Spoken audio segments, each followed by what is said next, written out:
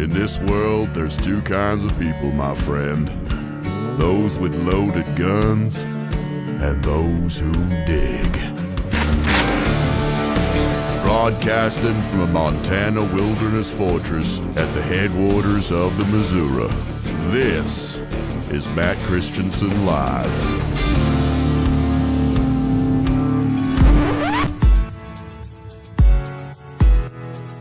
New York's Democratic Attorney General Letitia James defiant, denouncing her indictment secured by a top prosecutor handpicked by President Trump. These charges are baseless, and the president's own public statements make clear that his only goal is political retribution at any cost. You serious? This is a watershed moment in American history. Not since Watergate have we seen a president weaponize the Justice Department to go after his political rivals. Oh my God, bro! What do you say to the argument that James used her office for political revenge first? Bingo. That investigation was a multi-year investigation handled by career, seasoned lawyers and investigators. That was 4 days ago, 5 days ago. You are fake news. Round them all up. These people are sick pedophile groomers. Very fake news. You America-hating communist pig. That's unacceptable. I agree with that. I've become friends with school shooters. Ooh, don't do it. Please don't do it. All right, America, go to the YouTube right now. Skag free, whoever he is. Dude, Matt straight up sucks. How dare you? All right, go. In 5, 4, 3. I can't do it. We'll do it live. Fuck it, we'll do it live. Hello and welcome to the show. This is Matt Christiansen Live, a proud duct tape production for Sunday, October 12th, 2025. Thank you for tuning in. Sitting shotgun tonight is our friend and highly regarded author, Matt Palumbo. Welcome back. Saddle up, partner. Thank you, sir. Is my shirt coming through a little weird? Oh, yeah, kinda. All right, I'll change it in the break. I don't know what the hell happened there. Well, our break is a long time from now. Well, so, they're going to have to deal with this weird radiating blue shirt. It's always something with me. Sometimes so really this fine, week it's, fine prints can get picked up in a weird way. I should have noticed that before we were live. My fault, but mistakes were made. Good eye. Well, when I'm reading the promo here in a minute, you can go change shirts or something. Because assuredly, we will get comments in complaint if we don't. Many. As always, find Matt's highly regarded upcoming book on Alex Soros linked in the description, whether his shirts are highly regarded or not. But great guest tonight. A longtime listener, Preston, was at the Charlie Kirk assassination last month. He was only about 15 or 20 feet away when the shot happened. Now, previously, I hadn't spoken with anybody who was actually there. So we recorded a conversation earlier this week, and I will play that in the second hour of the show. We appreciate his time. Before that, we'll get to all the news. New York Attorney General Letitia James, the woman who went after Trump for supposed mortgage fraud, is now herself indicted for mortgage fraud. But this is way different. Trump going after her for this, way different than when she went after Trump for that, because reasons supposedly will evaluate the claimed reasons. There is now a ceasefire agreement between Israel and Hamas. We are awaiting a hostage release tomorrow. Now, before live, Matt, you were expressing skepticism that there will be a long-lasting peace in the Middle East. Based on what history do you say this? All of it. Oh. Just all of it, basically. Yeah. Thank you for your analysis. That was my sample size there. Okay. Listen, I think it's great to see fighting stop, whenever it can, but this neither side is going to forget what the other side has done to each other. And I say that as someone who doesn't believe that you are obligated to take a stance on every ethnic conflict and all around the world at any time. But This generation is not going to forget about it. The next generation is not going to forget about it. The generation after that is not going to forget about it. So something's going to flare up at some point or another, but it is at least good for now the fighting has stopped. That being said, on day one of the ceasefire taking effect, Hamas started executing en masse rival clan members of theirs. So I guess the rules were no fighting with the Israelis, but fighting with each other. Yeah, but they're going to each other. Yeah, it's still good to go.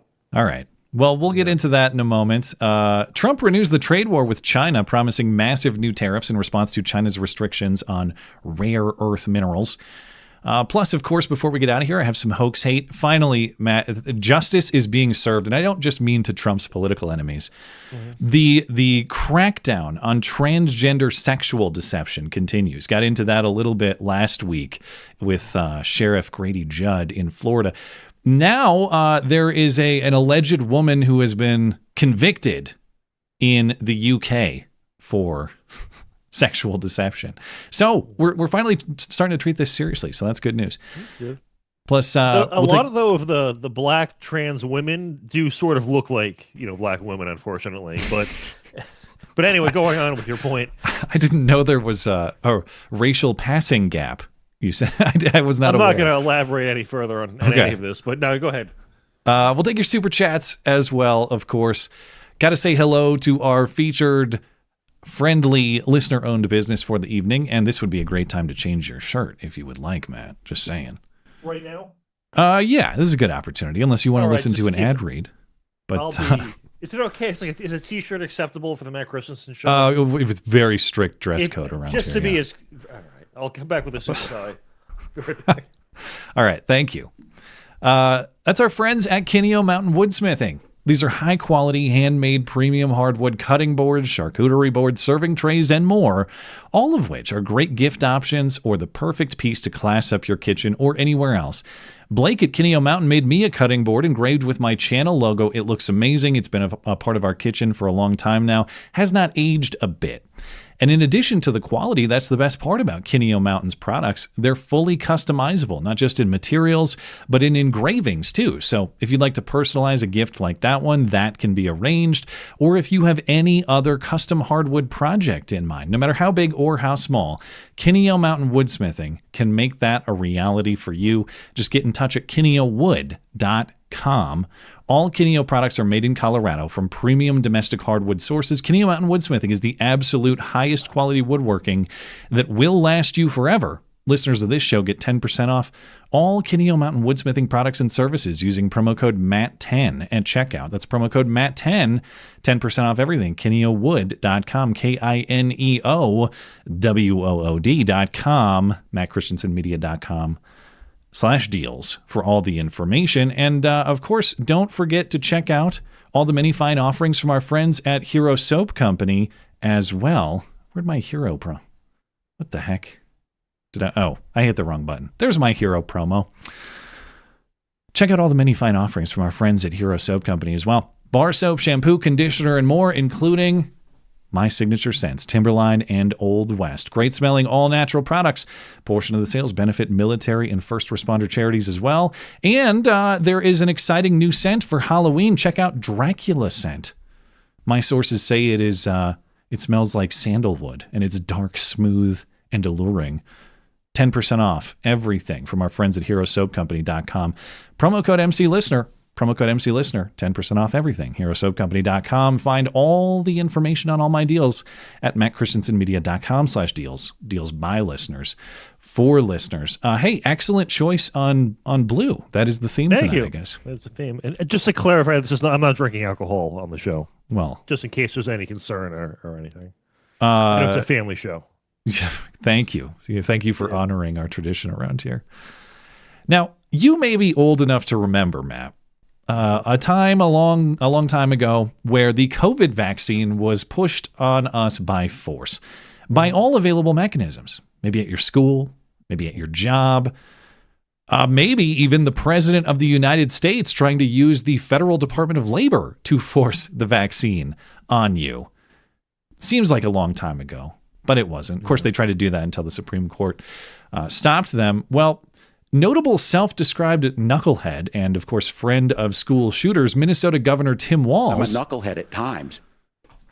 In fairness, he was a little more measured in his vaccine coercion than other Democrats were. Minnesota law actually prevented him from trying to impose it on everybody. But he did what he could, and he forced it on state workers. Now, maybe Tim Walz was a little bit or comparatively measured in his vaccine mandate approach because the law restricted him. Maybe he actually believes in freedom, though, Matt. That's what we're supposed to believe. Because I don't know about that. Minnesota Governor Tim Walz is now protecting the freedom to vaccinate. On Wednesday, Governor Walz, who...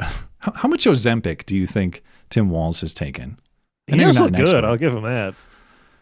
Well, not good, but better. Better than he's what not he was fat anymore. So that's he's not a pile of lard anymore. Correct. Yeah. I'm in favor of that. Well, when he's not injecting Ozempic or whatever, do you inject Ozempic? I don't even know how it works. I think so. Yeah. When he's not injecting Ozempic, he's injecting the COVID vaccine. He posted a picture of himself taking what I gather is probably his millionth booster by now. And it's captioned, his post is captioned, "I can't believe I have to say this, but in Minnesota, you will continue to have the freedom to get your COVID and flu shots." Now, you don't have to say that. I was not aware that freedom was threatened in any way. And Matt, I don't know if you know what he means. I actually don't, because of course there is no state or federal restriction that prevents you from getting the COVID or flu vaccine if you want it. The only thing I can think of is I know RFK and the CDC have been changing vaccine recommendation schedules, and sometimes that has implications for what's covered by insurance. But do you understand what he means by this? Because I don't. No, I guess he's just trying to conflate the, being against mandates with not being able to get it at all. But I don't know. Like, the whole thing about vaccines, with at least most of them, is supposed to be you get one and then you're pretty much good for life. So he actually got the Johnson & Johnson way back, which was supposed to be the one-shot vaccine. Remember that? But then they took it off the market. Yeah. Who knows? I don't know. They weren't really vaccines, though. They were more like preemptive therapeutics in terms of how the COVID vaccine functioned. I mean, they did oversell it when they said you're not going to transmit it at all, which obviously was a lie, and they knew was a lie the entire time. Vaccine freedom back in style, though. Unfortunately, 5 years too late, but you decide. Better late than never. I don't know. Also, now I would assume if ICE offices have a public voicemail inbox, and maybe they do, I don't know. I've never tried to call an ICE office. But if they do have public voicemail inboxes, they got to be pretty hilarious. Or maybe threatening and dangerous, given the shootings and the attacks against ICE and ICE agents in recent weeks and months. But if you're the sort of person who enjoys listening to unhinged people confessing their insanity, I would imagine the voicemails are probably pretty good. To that theme, on Friday, ICE released one such voicemail. Now, this one wasn't actually sent to an ICE office, but to the personal voicemail of the wife of an ICE agent in Texas. So for your listening enjoyment, here is a phone call from a deranged woman. Hi, I'm just calling to say, assuming you're married to and with a last name like that, I don't know how you let your husband work for ICE and you sleep at night. You, your family. I hope your kids get deported by accident. How do you sleep? You. Did you hear what happened to the Nazis after World War II? Because that's what's going to happen to your family. They're getting deported to Argentina. The last names, I'm assuming the person was Hispanic that they were targeting. But ICE and Border Patrol are, I think, one of them is 50% Hispanic and one of them is 20. I think Border Patrol's 50, ICE is 20. It makes sense. They're extremely overrepresented for Hispanic. A lot of Hispanic people in the border regions that need enforcement. It makes sense. Yeah, they speak the language and they're not. Do you ever see that meme? It was a Mexican guy with an American flag, and he looks at another Mexican guy with a Mexican flag, and he says, "Get out of my country or go back to your country." I don't know if I've seen that one, but it's that kind of attitude. But it's a lot of legal immigrants don't want. I mean, they know what they came from, and they don't want those specific types of people in this country, and for good reason. Maybe was that authentic? Was that ICE hoax hate? I was wondering. Is someone? Ooh, I don't know. I would say authentic. It sounds like how they would talk.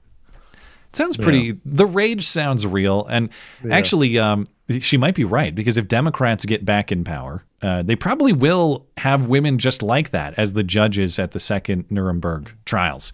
Yeah. So look forward to that. Now, also on the topic of immigration, of course, the battle rages on in Chicago, where ICE continues aggressive arrest and deportation operations, and the mayor and the governor refuse to not only help, they refuse to stop agitators who are intervening in the operations. This week, Mayor Brandon Johnson was asked under what circumstances he would ever support deportation. Specifically, if an illegal immigrant raped his wife, would he support deportation in that case? An illegal alien from Nicaragua grabbed a woman on the north side last week, bashed her head into the sidewalk, knocked her unconscious, and raped her. If that had been your wife, Stacey. Okay, all right, we're not going to answer that. Thank you. Right. Thanks, Wes. All right. Would you want ICE to deport her? All right.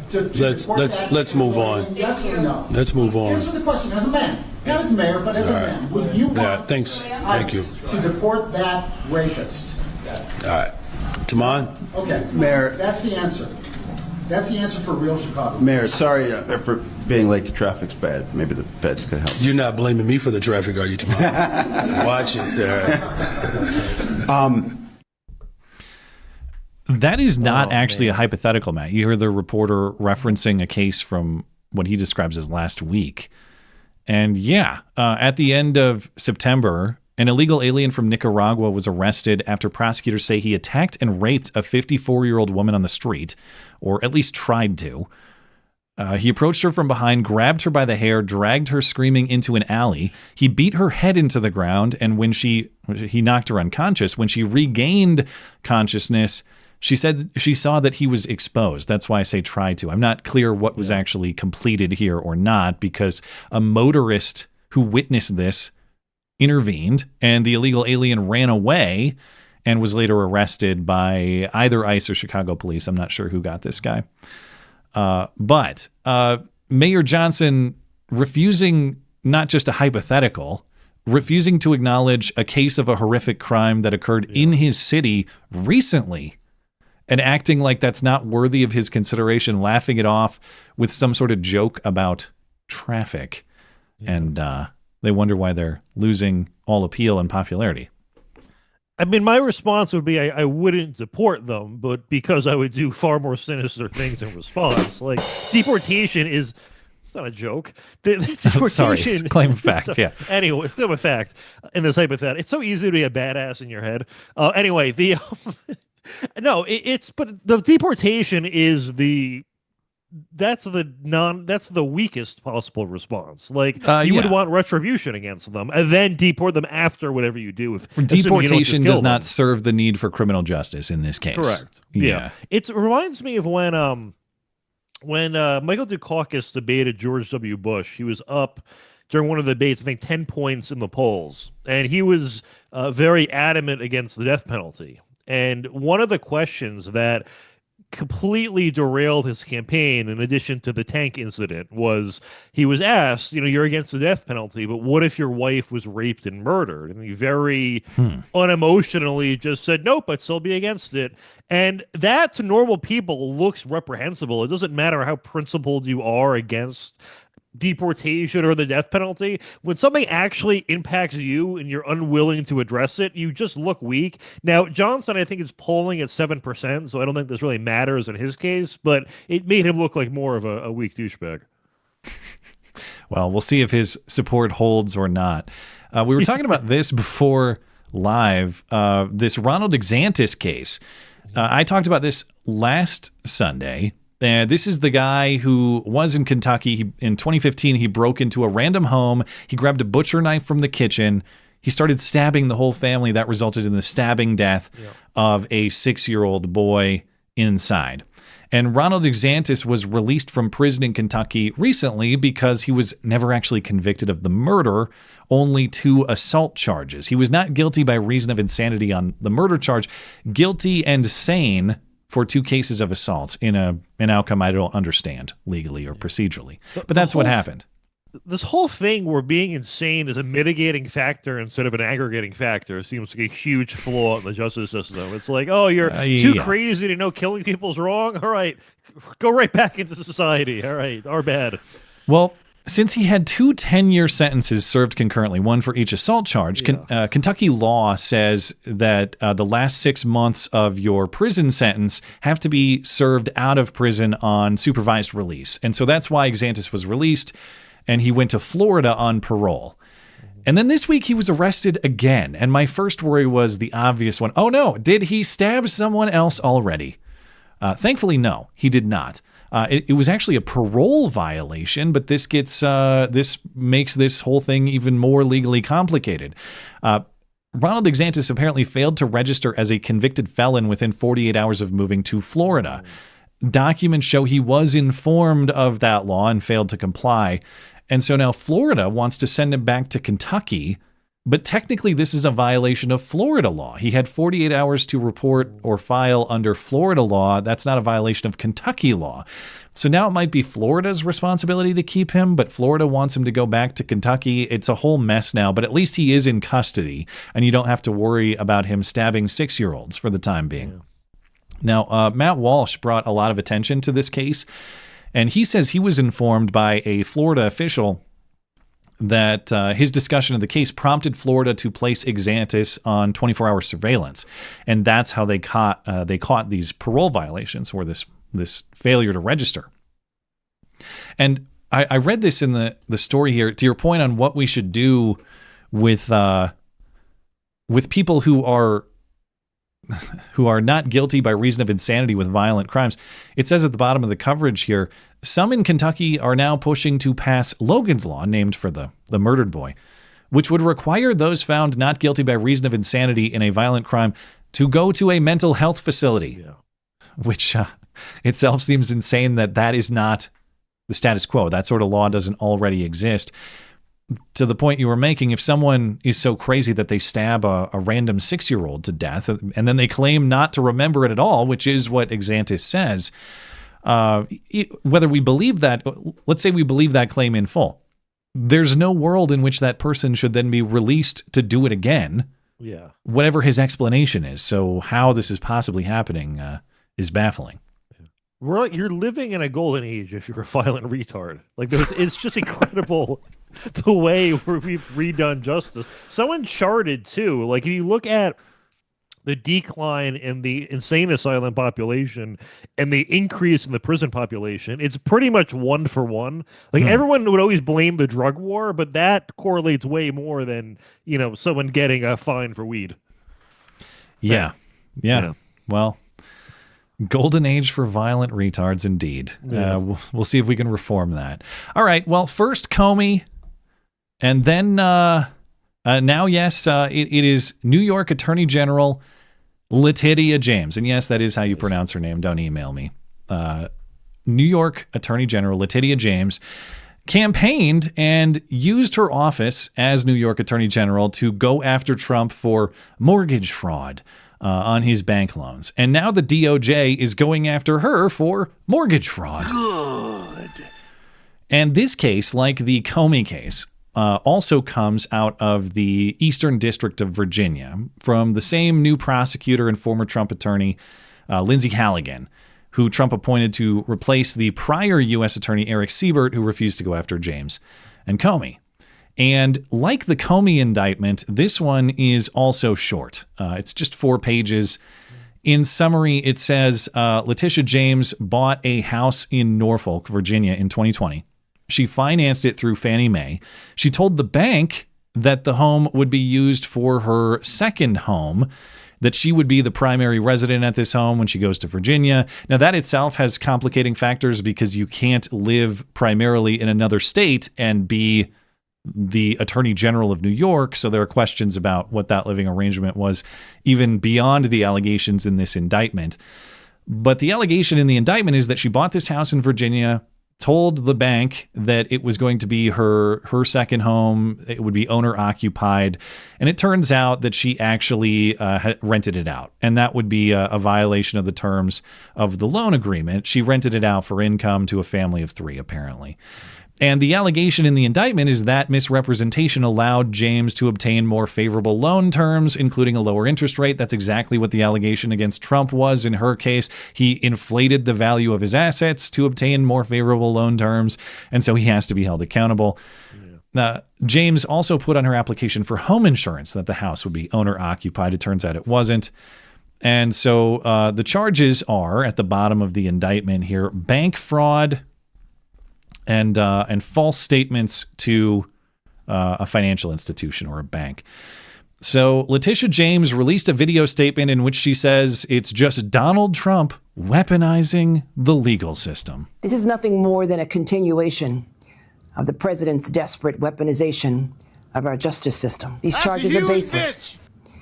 And the president's own public statements make clear that his only goal is political retribution at any cost. Good. So what? When I talked about the Comey case a few weeks ago, now I know that the president, the DOJ, they should not say that for legal reasons. Yeah. Trump has already said it effectively. But yes, it is political retribution, and yes, it has to be, because the alternative is doing nothing. So one party wields the law as a weapon, the other doesn't. That's a problem. Or the rule of law devolves, chaos results, and things get violent. So yes, it's political retribution because it has to be, because these people have to be taught a lesson not to use the weapon for to use the law as a weapon for their political ends. Yeah.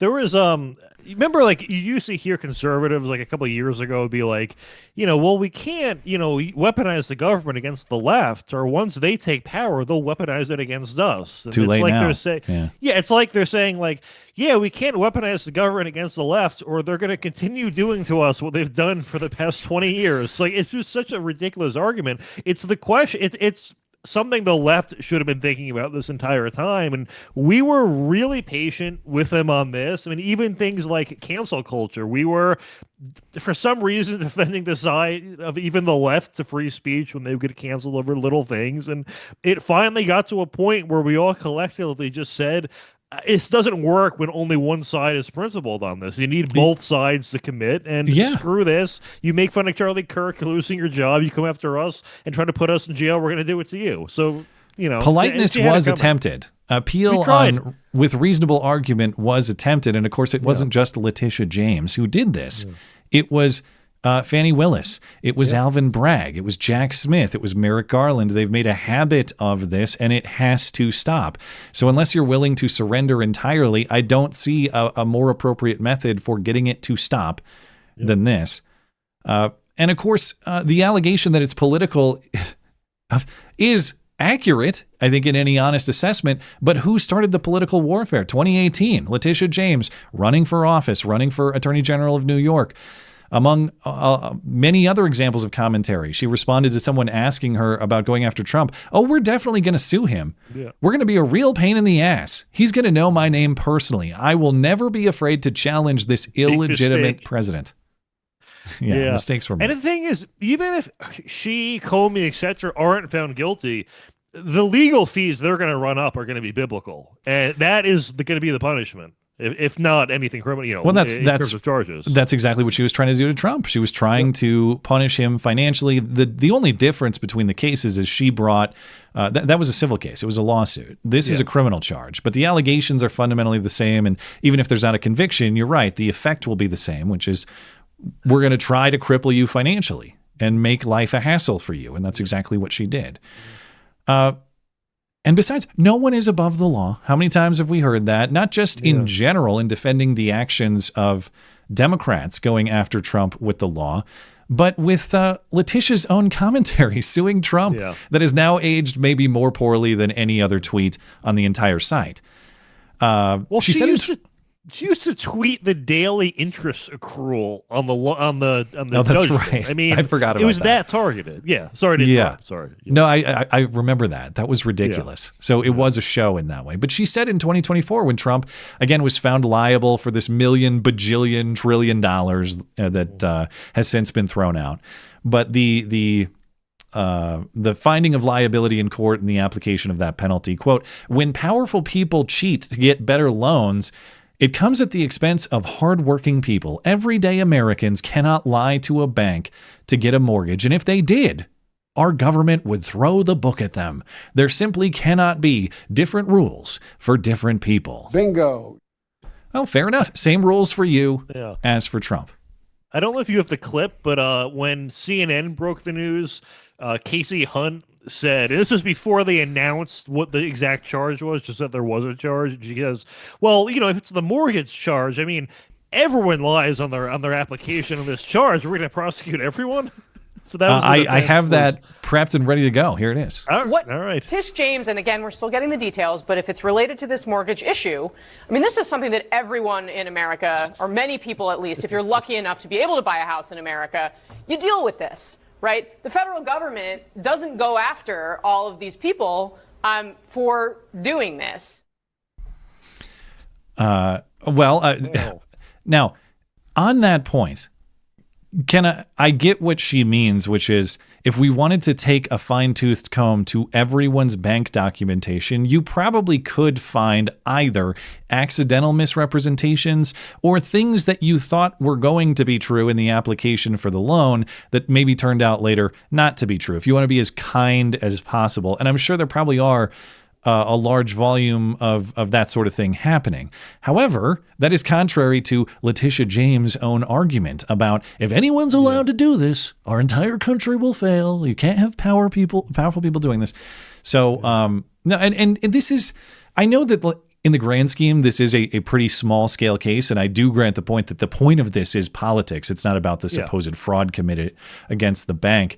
However, the lie strikes me as fairly significant. That is to say, I didn't say on a bank loan that I make $75,000, but it turns out I only make 60. And you could think, well, maybe he did make 75 at the time, or he expected to, but it turns out that didn't work out. Something like that, where is it a lie or is it just a mistake? Mm-hmm.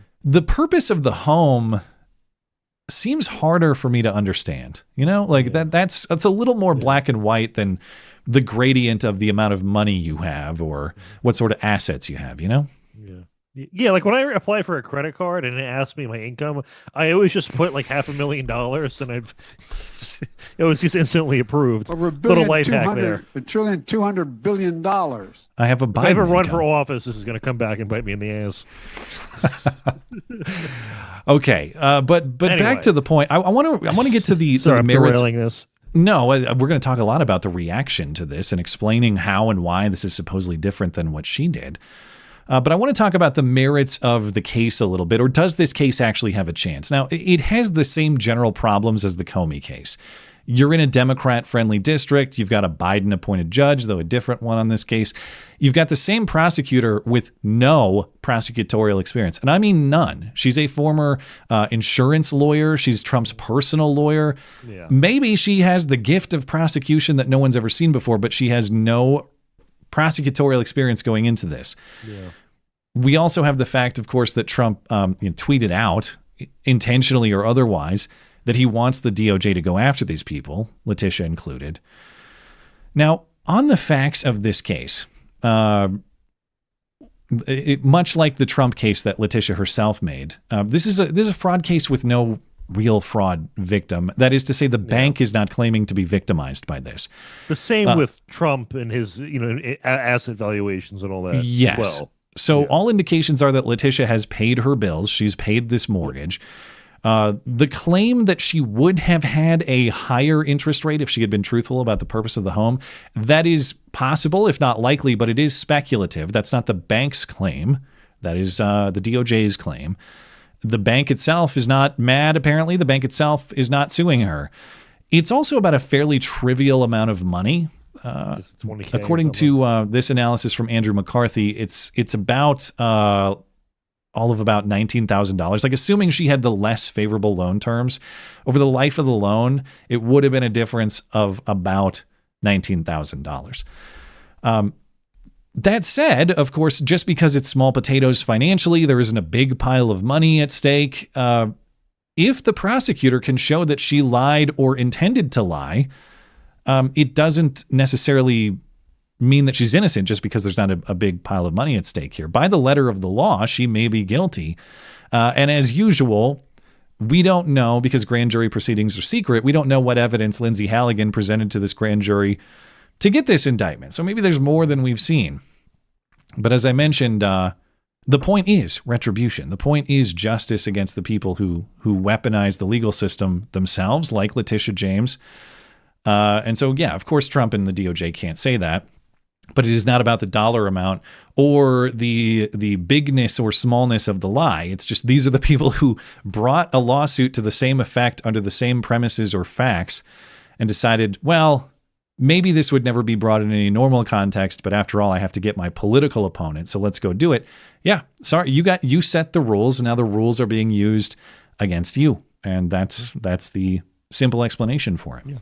Yeah, I think they should just be more transparent. Like, yes, we are politically targeting you, and there's nothing you can do about it. And every other person that came after us, we're going after next. And if anyone else tries this, whoever's after me is going to do the same thing. Like, it needs to be a show of Trump needs to be the person the left portrays him as. Well, he kind of did on Truth with that post, whether it was supposed to be a direct message to Pam Bondi or not. And for that reason, in addition to some others, I will be surprised if these cases, Comey and Letitia, even make it to trial, let alone secure a conviction. But you're exactly right. It's the process is the punishment, as they say. We're seeing the dominoes fall according to the Truth Social post too. So Adam Schiff, well, is there anyone else named in here? It's just those three, right? When's the Schiff indictment dropping? I heard that Walrus mustache guy, Bolton, is going to get classified documents charge is the word. So we'll see if that happens. But in addition to the reaction that we all do this, apparently, the thing about the we all do this explanation that we heard from Cassie Hunt on CNN, to the degree there is any truth to that, as I mentioned, try to give that position as much credit as possible. But if we do, it's also a defense for Trump. So if it's true that we all do this, Letitia James herself never should have brought the charges or the lawsuit in her case in the first place. And she still is to blame and is now living by the rules that she herself created. And we should also prosecute Casey Hunt, apparently. So yes, maybe assign a DOJ lawyer or an FBI agent to look into her. Now, Anderson Cooper on CNN was actually fairly reasonable about this, saying the same things we're saying. Letitia never should have said that she was going to use her office to go get Trump. She shouldn't have said, I'm running for office to weaponize this against Trump. That's paraphrased, but that's basically what she said. Jeffrey Toobin, of course, Lubin Toobin, who's still on TV for some reason. That's disgusting. Jeffrey Toobin says the office of Attorney General is inherently political because it's elected. And so Letitia James is no different in that way. Besides, her being political doesn't mean that she deserves to be indicted. According to PolitiFact, the day after she was elected in 2018, Letitia James was asked by a community activist if she was going to sue President Trump. And she replied, quote, "Oh, we're going to definitely sue him. We're going to be a real pain in the ass. He's going to know my name personally." That's not a great look for somebody who has just been elected or just been campaigning, who hasn't even looked, I guess, at deeply at any evidence. We live in a system where attorneys general and district attorneys in the United States, unlike almost any other country, are elected officials, are politicians. So they run for office making political statements. That's how our system works. It's not pretty. I don't think it's a great system, but there's nothing uncommon about it. The other point to make, though, is just because she made inappropriate comments, that doesn't mean she should get indicted for fraud years later. I mean, we're not supposed to live in a system of that kind of tit for tat. Criminal cases are supposed to stand or fall on their own merits. It shouldn't be tit for tat, Matt. And it certainly shouldn't be Letitia for Letatia either. Our country can't stand that way. Was his implication with their elected officials supposed to be that she's just saying that for rhetorical reasons? Because that seems to be contradicted by her then following through with it. Yeah. And what? Yes, attorneys general are at the state level, at least, often elected. Of course, the federal attorney general is appointed by the president, confirmed by the Senate, but this is very often an elected position. We don't actually see attorneys general where they are elected campaigning on getting a specific person with prosecution or a lawsuit. That's actually incredibly uncommon because it's corruption. And honest people know that. The law is supposed to target crimes. It's not supposed to target people. So when he acts like Letitia James is no different in that regard, it's just completely dishonest. People don't run for office that way, generally speaking. Yeah. It's a real jerk off. Thank you. Oh, wait, that one wasn't a joke either. That was actually a statement. Actually, it was literal. You're right, actually. Yeah. Never mind. Yeah, close enough. Also, some MSNBC commentary. MSNBC legal analyst Anthony Coley says this was the worst political weaponization at the Justice Department since Watergate. This is a watershed moment in American history. Not since Watergate, Chris, have we seen a president weaponize the Justice Department to go after his political rivals. Donald Trump will still claim a sense of victory here, because for him, the process is the punishment. It takes just a lot of money to defend yourself against the U.S. Department of Justice. It's an emotional toll. And then more than anything, he really wants to send a signal to anyone and everyone who would dare oppose him. If you come up against me, I'm coming after you. Yes. Yeah. Correct. Yeah, absolutely. He is great analysis and great voice on that guy. I did like the voice. Yeah. That was very a cool good, voice, like, in fairness. Narrator / sportscaster kind of thing going on. Now, like Anyway. Tim Walz, apparently this guy also has forgotten the last 4 years or thinks that we didn't live them. See Jack Smith, see Merrick Garland, see Fannie Willis, see Alvin Bragg, see the rest of them. This is the worst weaponization at the Justice Department since the last time they had power over the Justice Department. That was 4 days ago, 5 days ago. You also have New Jersey Attorney General Matthew Platkin, your neck of the woods. I don't know if you know anything about this guy, but I don't know much about him. Great name, though, fellow Matthew, so I got to give him that. True. He is a fellow Democrat, and he says Letitia's lawsuit against Trump was very different from what Trump is now doing to her because reasons. What do you say to the argument, essentially, that James used her office for political revenge first? That investigation was a multi-year investigation handled by career and seasoned lawyers and investigators in her office. It received in court, she was successful. The Trump organization and his family has a right to appeal it. What they cannot do is take the criminal justice system of this nation and say, because you sued me for something that courts have held me liable for, I'm going to indict you on bogus charges. If you work on something for years, Matt, you can still be politically motivated. In fact, one might say that these people are so politically motivated, they would work based on political motivation for years. So the guy, he speaks like a record skipping.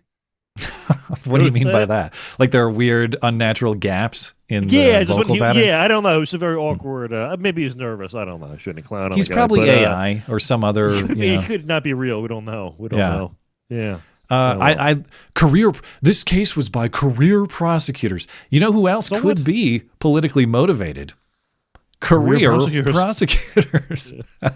Or maybe they just follow orders from their boss, who by her own statements is politically motivated. Yeah. I hate this argument they make. I heard it with Comey too. Well, the success of the prosecution or the lawsuit in this case, that's how you know it was legitimate. We don't. Not every conviction is legitimate. Yeah. Not every finding of liability is legitimate. The outcome of court cases is correct or incorrect all the time. Of course, we have protections so we can minimize the incorrect outcomes and maximize the correct ones.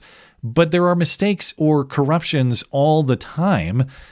And so I just hate that argument. Well, it was legit because the outcome went against him. Are you going to say that if the outcome goes against Letitia James? Or would you stick to your this is wrongly politically motivated perspective? Juries can be bullshit. Like there's evidence on racial bias in juries, and the conventional wisdom for a long time had been, if you get an all-white jury and a black defendant, the black defendant is kind of screwed. He's going to get the short end of the stick. But it's actually the opposite. Generally speaking, all black juries are very, very likely to let off a black defendant, even if they're obviously guilty. See OJ. Yeah, exactly. Well, that means the charges were illegitimate. Yeah, and Scott Greer did a very good blog post a while ago on all these examples where the person was obviously guilty and got off. Douglas Mackey was talking about in his case, I think it was 3 or 4 of the people on his jury could barely even speak English. So, when my point being, when you're in a city where I think in Manhattan, what percent voted Trump? Maybe 5 to 10%. Like that's the jury is people who hate Donald Trump, and I'm glad you bring up Mackey because I'm hoping to have him on very soon to update his story. This is the Hillary meme guy who the Biden DOJ went after, tried to put him in prison for conspiring against people's right to vote, and it was all thrown out on. Was that on appeal. 5 years after his post they went after him?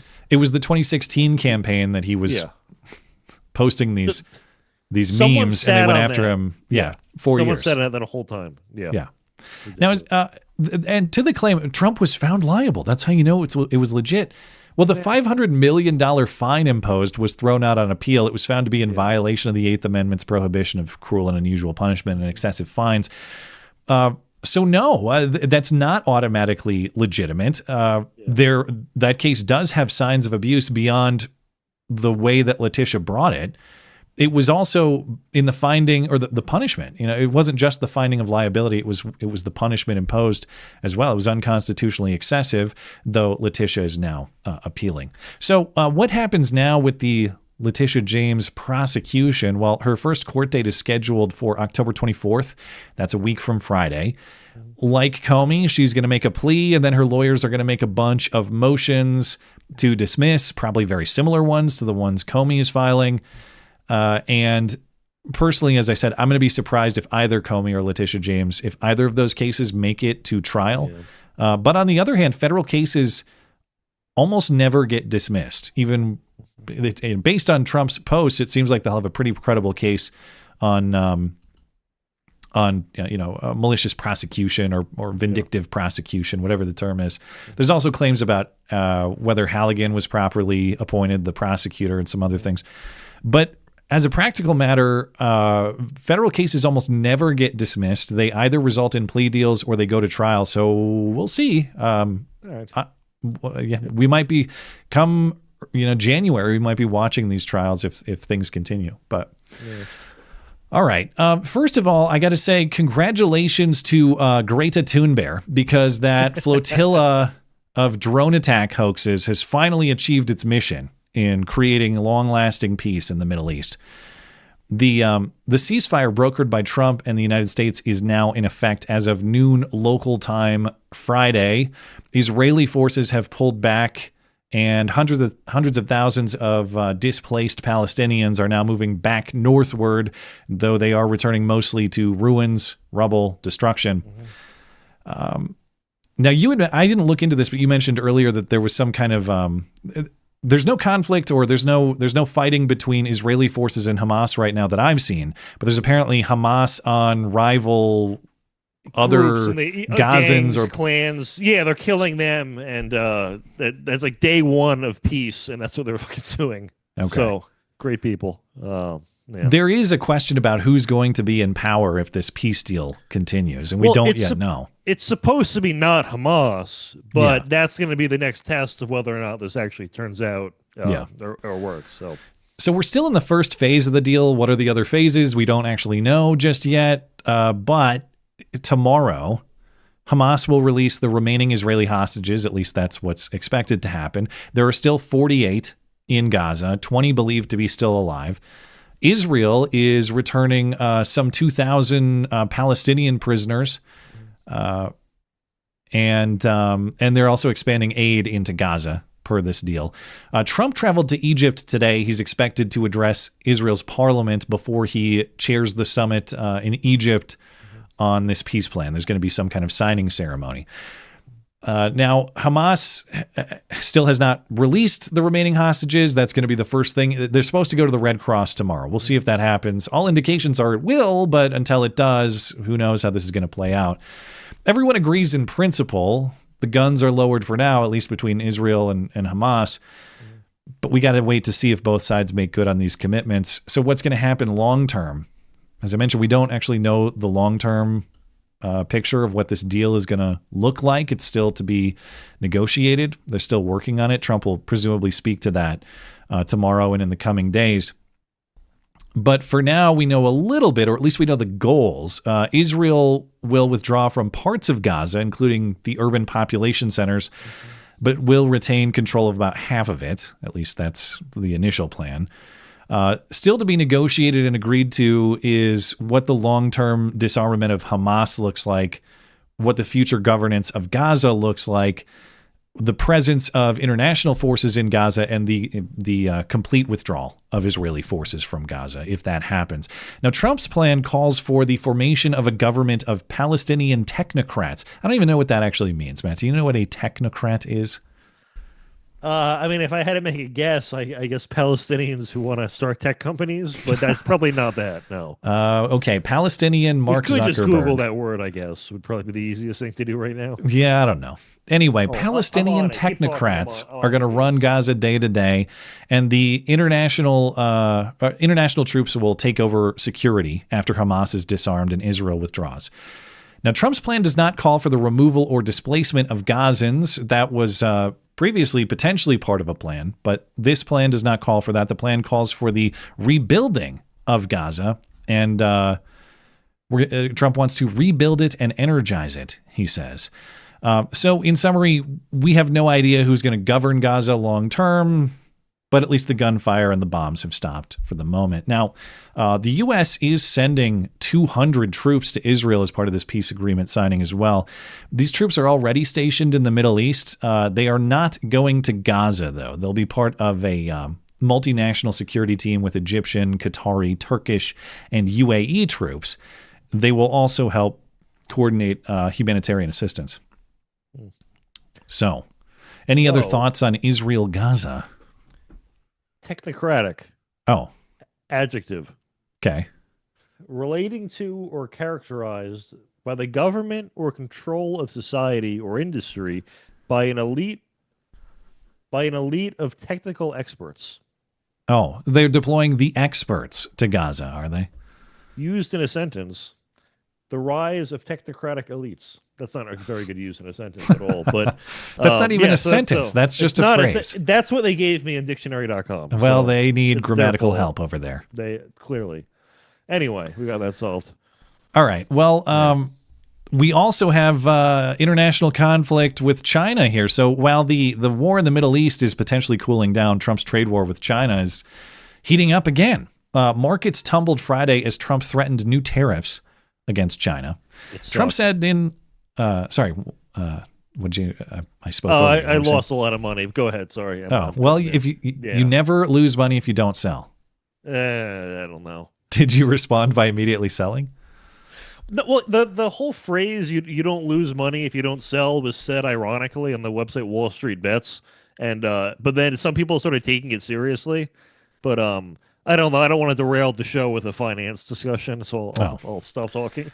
Well, now is a bad time to sell, but do not get financial advice from this show. Don't sell, but don't get financial advice. But don't sell. In spirit, you're correct. Yeah. Anyway, markets tumbled Friday as Trump threatened new tariffs on China. He said in a Truth Social post that China is becoming, quote, very hostile and holding the world captive by restricting access to rare earth metals and magnets. These are materials used to make many different types of electronics. And so Trump says on November 1st, or possibly sooner, there will be a 100% tariff on all Chinese goods coming to the U.S., beyond the tariffs already assigned. So that was at 30%. So now an additional 100% brings it to 130%. Trump says the U.S. will respond with export controls on its own critical software. So China is trying to stop or place restrictions on the use of their rare earth metals by other countries that may threaten them militarily or threaten their national security. Trump is saying we're going to do the same thing with our software. We're going to restrict Chinese access to our software. China, in response, signaled they do not intend to back down against Trump. China's Commerce Ministry said in a statement, "We do not want a tariff war, but we're not afraid of one." Trump and Chinese President Xi were supposed to meet in South Korea soon, as in the next couple weeks. And they were going to work on maybe some kind of long-term deal. We have this current truce in place on trade from the spring, and maybe we're going to get some progress in something more long-term. Trump is now saying he may not even attend or participate in that meeting at all. And so now this battle in trade is intertwined with national security. China says that they don't want, again, their rare earth minerals being used for any kind of military applications or things that could be military threats to them. And so they need commitments that their rare earth minerals won't be. The U.S. Views these new restrictions as a violation of existing trade truce we've been operating under since the spring. But the U.S. imposes export controls of its own on semiconductors to China for national security reasons, likewise. And China says the U.S. policy is discriminatory against them. So the whole China trade war is back to hostile and messed up, apparently. But these things change so quickly, and Trump, I know it sent markets into a little bit of insanity, but I don't know. I've seen this show several times throughout this presidency. And I'm not saying like trade wars are good or we should cheer for this, but the doomsdayism about it, I have yet to see realized. I know there has been market volatility, but I'm not extremely worried about the renewed China trade war. Are you more pessimistic, more optimistic? Well, the last time this happened, Trump was literally giving out insider trading advice. He'd be like, "Hey guys, today's a good day to buy stocks. I loaded up, like I funded my IRA that day, put it in the NASDAQ, went up like 8% in one day." I'm like, what the There's hell your financial advice. Follow Trump on Truth there's financial Social. advice is If you can't get Nancy Pelosi's tips, follow Trump on Truth Social. Yeah, you get live tips from Trump. Yeah. So that'll be good. I don't know. The thing is, every market crash when people panic over stuff like this, under Trump this year has been a huge opportunity to buy because it seems to just work out somehow magically every time. So yeah, the problem is we've seen so much inflation in recent years that continues to be sticky. Yeah. Not a lot of people have a lot of cash hanging around to invest, but if if you got money to invest, times like this are probably a good time to get into it. But again, not financial advice. Consult Trump's Truth Social. Do we legally have to say that? It's kind of a meme, but in general, if you give out financial advice, don't you open yourself up to legal liability? Isn't that the idea? I think so. They'll get Letitia James to come sue me, and I don't want that. Yeah. But what if I give I don't know. I feel like what if I give really good advice and then say it's not financial advice and then they miss the opportunity? Isn't that? Well, maybe they'll say I'll reward him by purchasing his highly regarded book, linked in the description. Or maybe October 28th.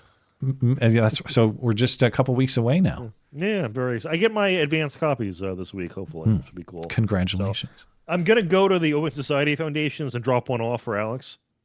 Oh, are you going to record They're right this down event? the street.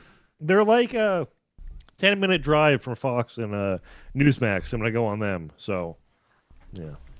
Well, yeah. So it will be a video event. All right. Yeah. I'll have to watch out for this. All right. Well, before we get to Super Chat and the interview segment, we do have to check in, regrettably, on government shutdown. It is day 12, and there's still no meaningful progress, just rhetorical strategizing by Democrats to explain why a government shutdown is an apocalyptic disaster, but also secondary in importance to their healthcare policy whims. A government shutdown is totally unacceptable, but they are accepting it for days and weeks to get what they want. It's very strange that way. But the reason that Democrats are apparently accepting it is because they think it is good for them politically. Now, we have inferred that for the couple weeks, or almost a couple weeks that this has been going, but now Chuck Schumer is just saying that outright. Chuck Schumer, in an interview with Punchbowl News this week, said, quote, "Every day gets better for us. referring to his Democratic Party. Is this really about actually helping Americans, as they're claiming, or is it just helping the party? When he says us, he doesn't mean you and your fellow Americans. He means him and the Democrat Party. Now, of course, the story from the quote, you're seeing a lot of reaction to that, but the story that should follow, which is, why is Chuck so gleeful about what he says is American suffering? The story is what, Matt? It is Republicans pounce, or Republicans seize on that quote in this case. So now, Schumer has not denied this quote or the accuracy of it. As far as I'm aware, there's no video or audio recording of it. It's quoted in a written article. But he is clarifying that he meant each day of shutdown gets better for the party's messaging, and Republicans are seizing.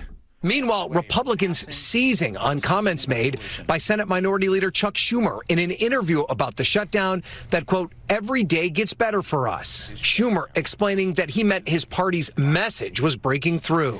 Every day that Republicans refuse to negotiate to end this shutdown, the worse it gets for Americans. So he didn't say, He didn't say it gets better for our party. Okay, what he meant was it gets better for our party's messaging, which I would call a distinction without a difference. You're still saying the messaging of the Democrat Party is more important than the Americans that you claim to be helping. But do you think that explanation offers any clarity, Matt? Well, they also said that their line for like when the shutdown has gone too far is when planes start falling out of the sky. So they're willing to push this a little bit, Well, I don't know. That's become more of a Boeing norm lately, so it might not even be that odd.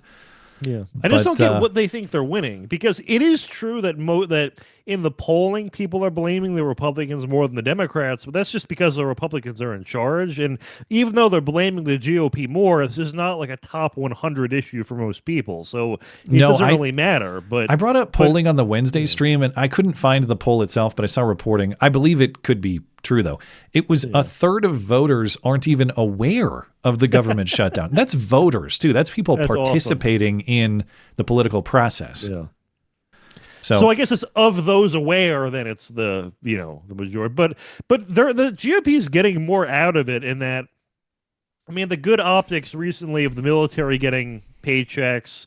Russ Vought is now just getting rid of more government employees. That's right. They're starting with the layoffs. Yeah. So did you see the Don't Fear the Reaper video Trump posted? I saw people complaining about it on X, but I didn't look at it. It was very funny. It was Don't Fear the Reaper by Blue Oyster Cult. Yeah. But the lyrics were Russ Vought is the Reaper, and he's coming for all these government workers, and it was well done. Well, the dispute remains Democrats' health care demands. House Republicans, of course, passed a clean temporary spending bill to fund the government at status quo, while the budget items like their health care demands are negotiated.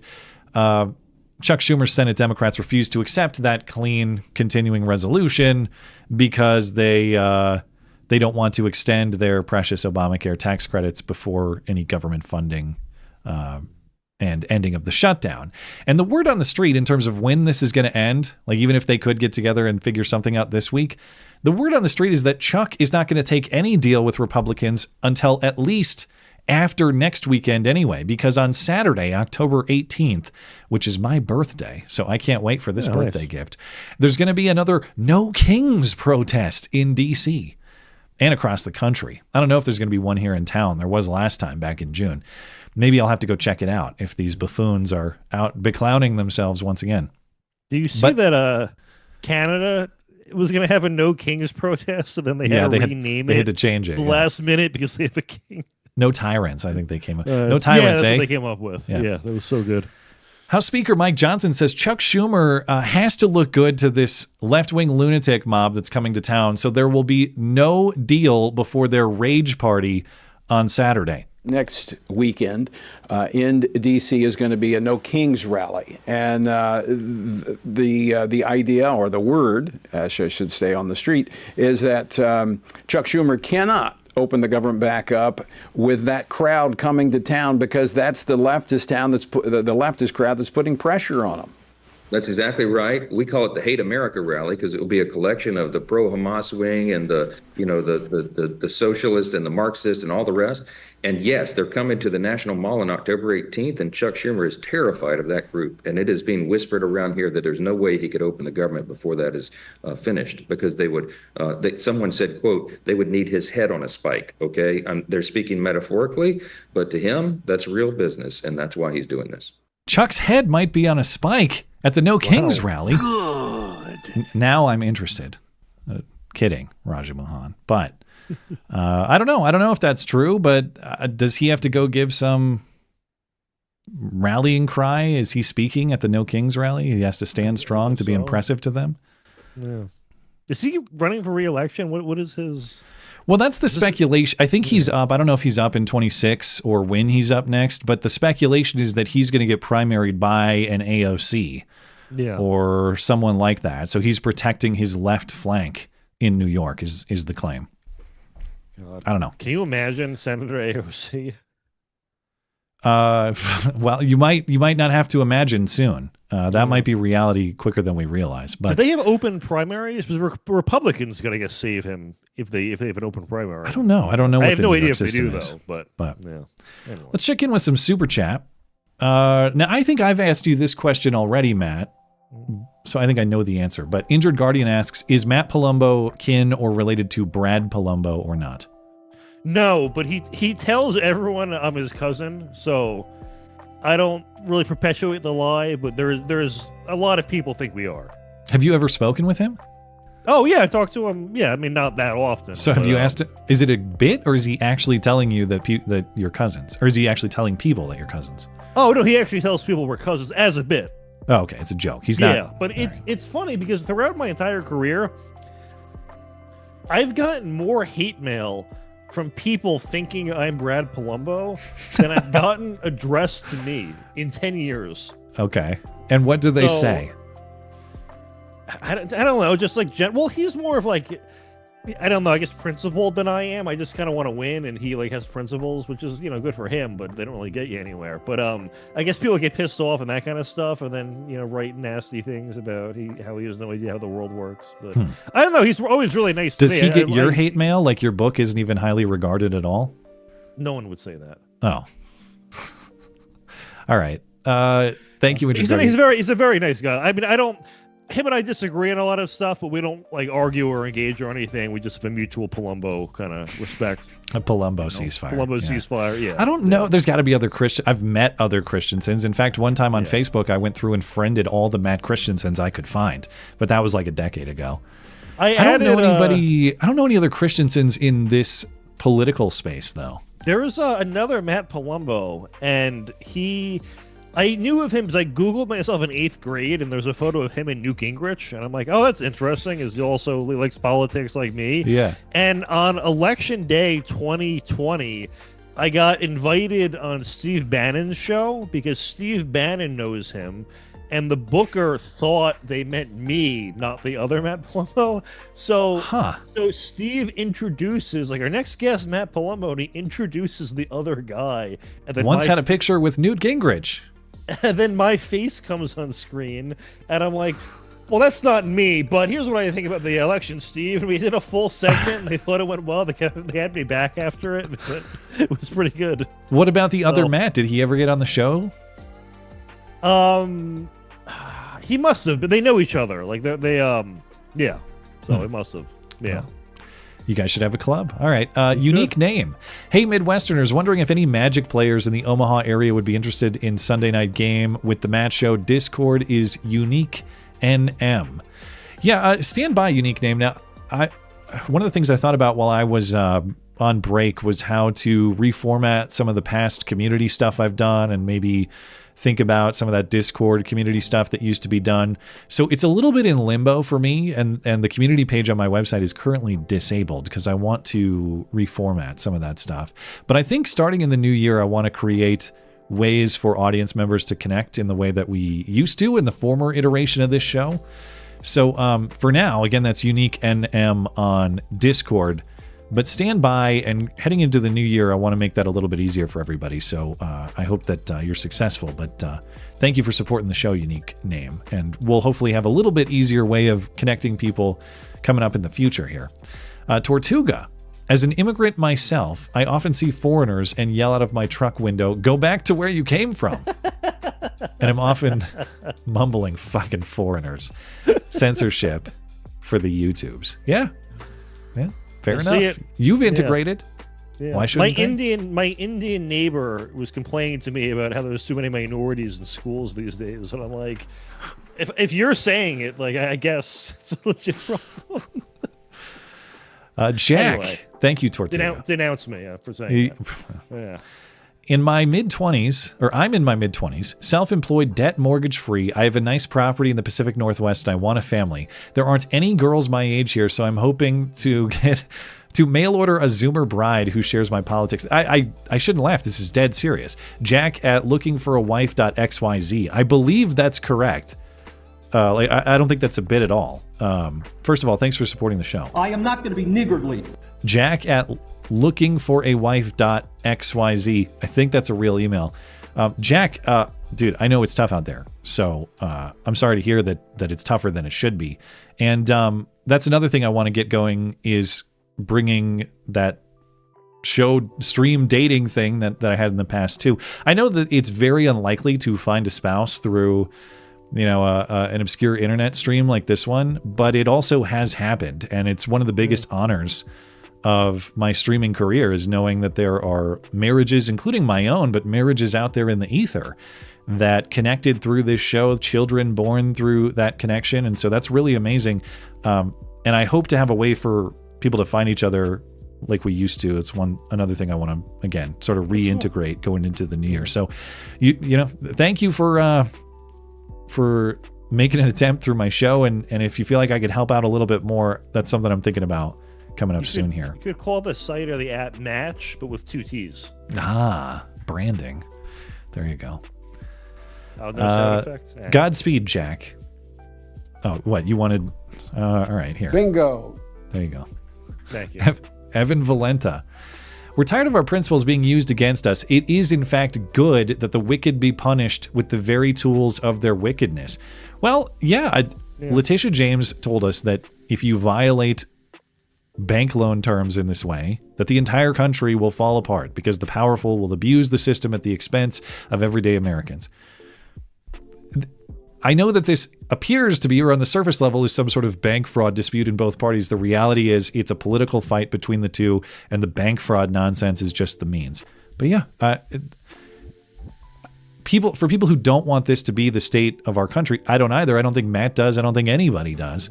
But the question is, how do you get these people to stop their weaponization of the law? And it seems to me like using that weapon against them to teach them the lesson is the most reasonable response. Again, the alternatives are not acceptable. Doing nothing is not acceptable because they'll keep up the abuse. Letting the rule of law decay to the point of warfare is also not acceptable. I mean, there are times where it becomes required, unfortunately. But I don't think it's something we should seek. And if you're not seeking that, you use the less aggressive method, which is a taste of their own medicine. And that's exactly what this is. And they're so not used to it. Yeah, they act shocked all the time. Like this was unforeseeable, or like they're totally undeserving. It's like the professional version of like when someone assaults a cop and then gets surprised when they're getting manhandled. Like it's the political, it's the white collar version of that. Yeah. Yeah. Newbie of Death Reviews, he's back and he's making me press the questionable button once again. If you read this, you are gay, LMAO. I only press it for him, but I appreciate it, Newbie. Let me head over to Rumble. Yakko, 1977. On my paycheck on Friday, I noticed federal taxes were still taken out. Therefore, the government is not shut down. Some Congress critters are just having a tantrum and stopping some government-funded services. I mean, I assume that's like automated by your employer, but to your point, it's still in compliance with a government policy. And I'm still, regrettably, sending my monthly check to the IRS. So what kind of sucker am I? Yeah. Anyway.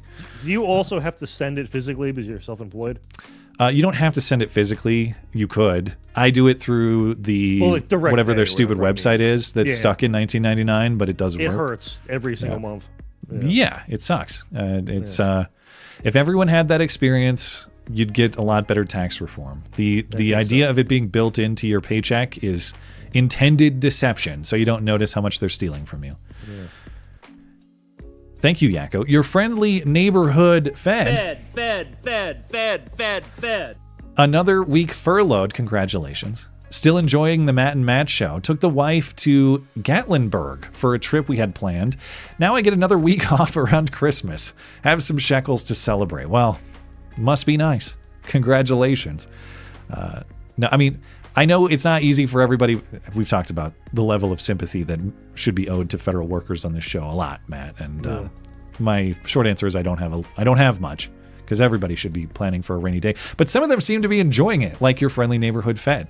I'm not taking shots at him. It just seems like he's in the group of, hey, cool, unplanned vacation, let's go. Purpose of the ages. A challenge with compelled insane asylum assignments is that we would say those who transition genders are insane and should be locked away. The left would say anyone on the right is insane. Yeah, I suppose to do it, you'd have to have some sort of like impartial medical diagnosis, but does that exist? Given the corruption that has entered the medical community in recent years. I think under COVID, it became way more obvious that even like the medical industry, medical publications are ideologically captured. Like even like Science Magazine or Scientific American went along with the trans stuff, which is a very good litmus test for what kind of insanity you'll go. In the Exantus case, though, we're talking about straight up murder. You know, it's not like should this guy just be scooped up off the street and institutionalized? It's what response is proper to a murder, and as you were saying, and I agree, if you straight up murder a random kid in his home by grabbing a butcher knife in the kitchen and stabbing him, I do care. Whether you had the intent to do it or not, or you just claim that you were insane and so you did it because you were totally out of your mind. The point is there is no circumstance in which you should be released on any short after any short institutionalization, which has happened here.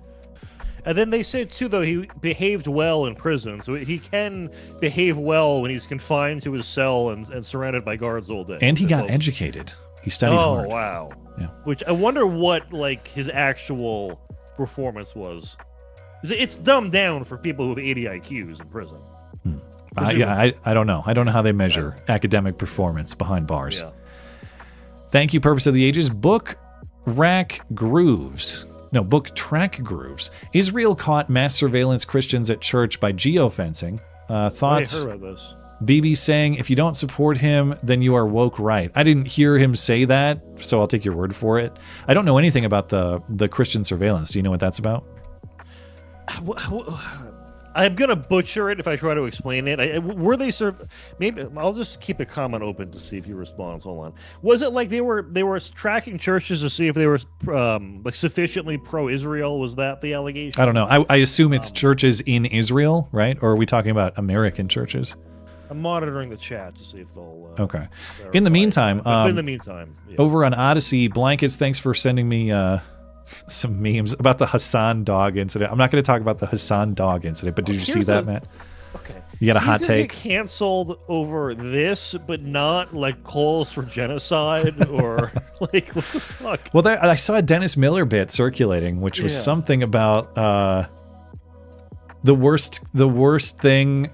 Or the biggest mistake that Al-Qaeda ever made was videos of them abusing animals got released because people were willing to tolerate 9/11 to some degree, but once you killed a dog, that's too much. Yeah. But how does this work with Hitler being a dog lover? Does that? I don't know. Doesn't redeem, obviously. But I'm just trying to figure out how this works in the equation of if it uplifts you or downlifts you.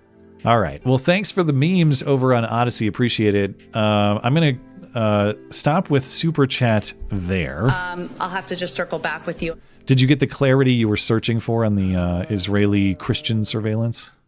You said it was searches in the Pacific Northwest. No, I didn't see it. But that Pacific. So it was of American churches. That's what we're talking about. That would imply that if it's Pacific Northwest. I'm on the case.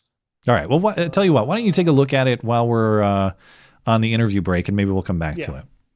All right. My guest tonight is Preston. Preston is a longtime listener of this channel and this show, and he was actually at the Charlie Kirk assassination. It happened right in front of him, as we'll hear him talk about.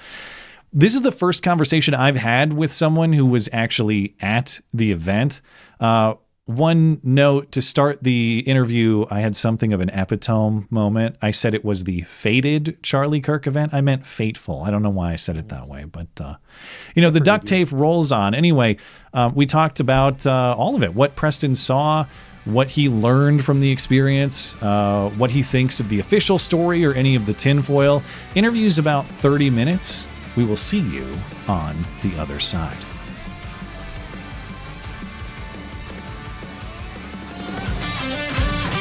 Stand back and stand by.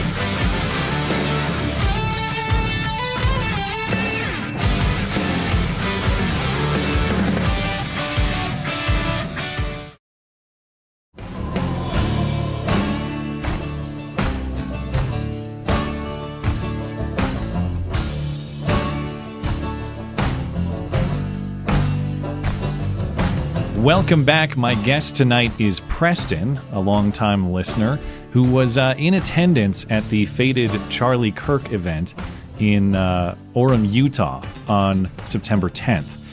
Preston, I am pleased to meet you, though I'm very sorry for the circumstance. Walk me through what happened that day from your perspective. So I didn't know that it was going to happen until about a week before. I'm an alma mater. U of U is my alma mater. And I went there for a while. And I saw one of Charlie's videos on YouTube. He was talking to one of the senators from Utah. And he said they had mentioned that he was coming to Utah Valley University. And I was like, oh, that might be fun to go to now that I'm not in school and I have time to do things like that. So I signed up for this ticket. They had different things that they wanted you to do if you were a student or if you were a member of the community and all that kinds of stuff. So I had my QR code ready to go, and the day the event comes, and I'm like, hey, I got my ticket. I want to show that I am here for this event, and I registered for it and all that stuff. And there was like, I'll just go in. Just go in. So they had us register for tickets, but then they didn't really scan anything for tickets. That was kind of my first baby red flag of like, something's a little weird here. But then the venue that was picked wasn't necessarily the best venue for something like this. And in hindsight, we know more reasons why. But I had some questions that I wanted to ask him. I share a lot of his values, but I have some disagreements on things. So I wanted to try to get to the line to ask the question. And I noticed that there were lots of people being accidentally pushed off of these like 2-foot like step things. And some of them were elderly people. So that wasn't the best. It was a very crowded event. It was a very, very crowded event. But that lack of order or lack of even security maybe was noticeable to you right away. Oh, yeah. Oh, yeah. Okay. And I don't know if that's a TPUSA thing. I don't know if that's a UVU thing. I just noticed that things could have been anticipated that weren't necessarily thought of. And I was in school there for a long time. So I had run into other events that I noticed that the stairs were an issue. So maybe someone coming to UVU in the courtyard for the first time might not necessarily take that into account, but that's something that I'd noticed because of previous events at UVU that I'd been to. I had a very similar experience at the Trump rally here in Bozeman last year, which was the security and the order outside was pure chaos. Now, inside, once you got past Secret Service, there was a little more order, and you had to go through a checkpoint, and you know that everybody was being checked for weapons or things like that there. In your case, there is no checkpoint, and it's open air. And, of course, we know what happened. Did the open air element of the event raise any red flags to you, or what did you think about the venue itself? It's really difficult to say what I was thinking at the time. Always in hindsight, you were like, oh, this is a horrible idea. I remember after the gunshot went off, I looked to my right because it was on my right. And I'm like, oh, someone popped off wait, that was a gun. And then I looked back at Charlie, and he kind of grabbed his chest and he fell off of his chair, as we've seen in the video. I was actually on Charlie's right side. I was fairly close to him. I was about 15, 20 feet away. But I was on his right side. would be the opposite from where the round hit, right? Is that what you're saying? Okay. Yeah. So I didn't see any blood splatter initially until I had seen the video. And after I saw the video, I'm like, yeah, there's no way he's surviving this. But after the gun shot went off and we saw Charlie fall over, I know there were several people that were reporting that there were some protesters that were cheering. I didn't necessarily hear that. My first thought when that happened was, oh my gosh, we're kind of a fish in a barrel in this situation, aren't we? Because the only way you can go was towards the stage. The only way you can go safely, who knows what safe is in that situation, was towards the stage. The staging area where his thing was.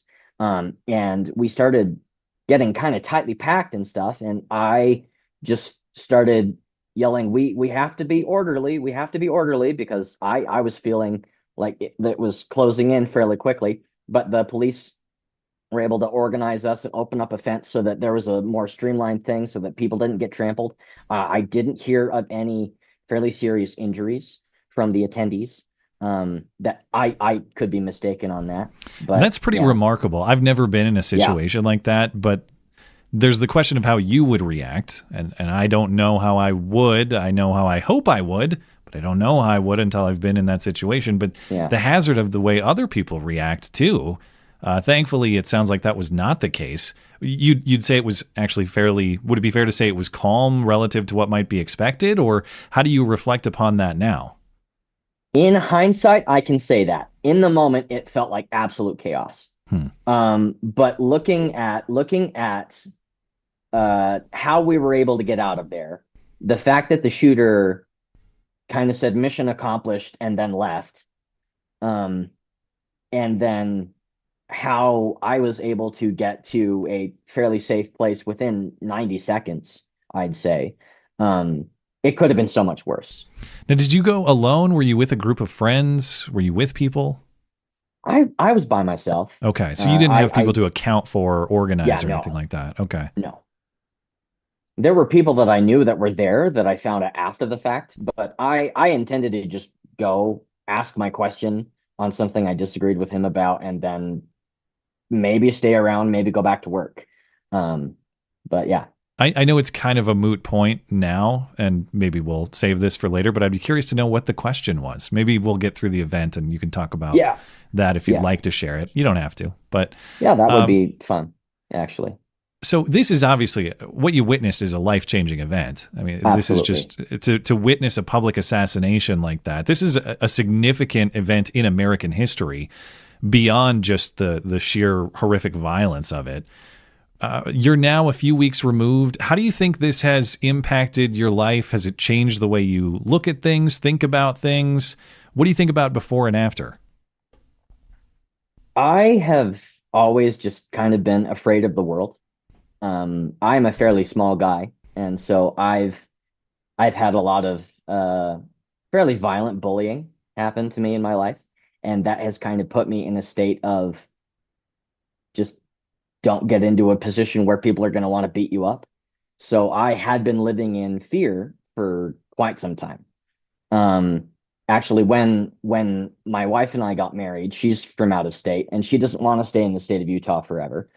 There were discussions about leaving the state of Utah after certain things happen so that we can establish our family somewhere not in Utah. And that I was open to that, but it was a little nerve-wracking because I am a conservative. So the way I have seen over the past 10 years or so, this might be a little bit of a tangent, but I went to the University of Utah when Ben Shapiro came here in the late 2010s. And that was the event that Steven Crowder infiltrated Antifa. And there were people with AK-47s and shotguns that apparently got stopped by the FBI. That's right. I remember that. And I was at that event. Okay. So you've been close to this a few times. It is fairly, I shouldn't be shocked, but nobody thinks of Utah as a place where left-wing violence is going to be rampant. And yet it seems to be, to some degree, given the events that you're talking about. Now, I'm not saying you can't safely go to a college in Utah or something, but the idea that Utah is immune from the sort of left-wing crazy that has infected coastal regions, obviously not the case.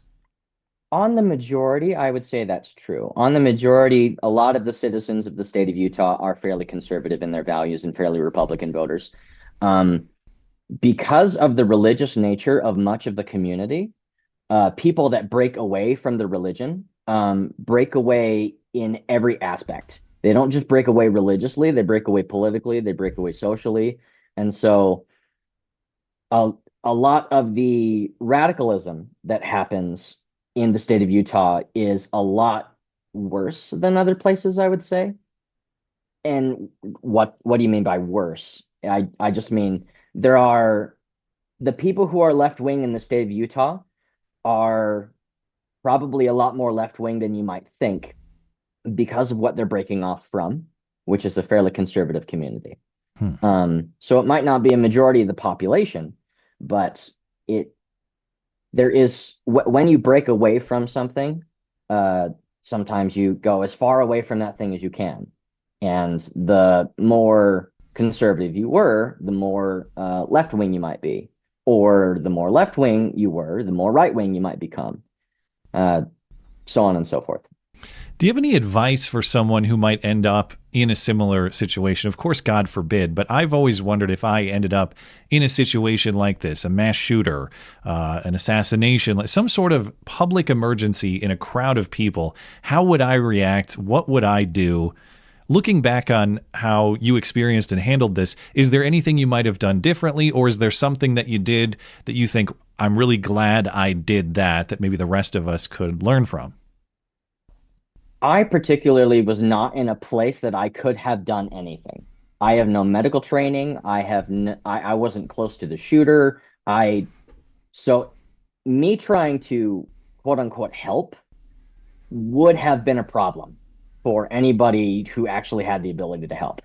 So given that what I do think that I did was good was as calmly and safely as I could get to a position of safety. And then right after I got away from that, they had that elderly guy who said that he did it. And in the moment I'm thinking, well, that's weird. The shot came from all the way over there. How did this old guy? Yeah. Can I get your take on him, by the way? I forget his name. Do you remember his name? I've talked about him on the stream. I don't remember his name. I should have it handy for this. But so just in case people missed it, and correct me if I'm wrong because you were there, the shot happens.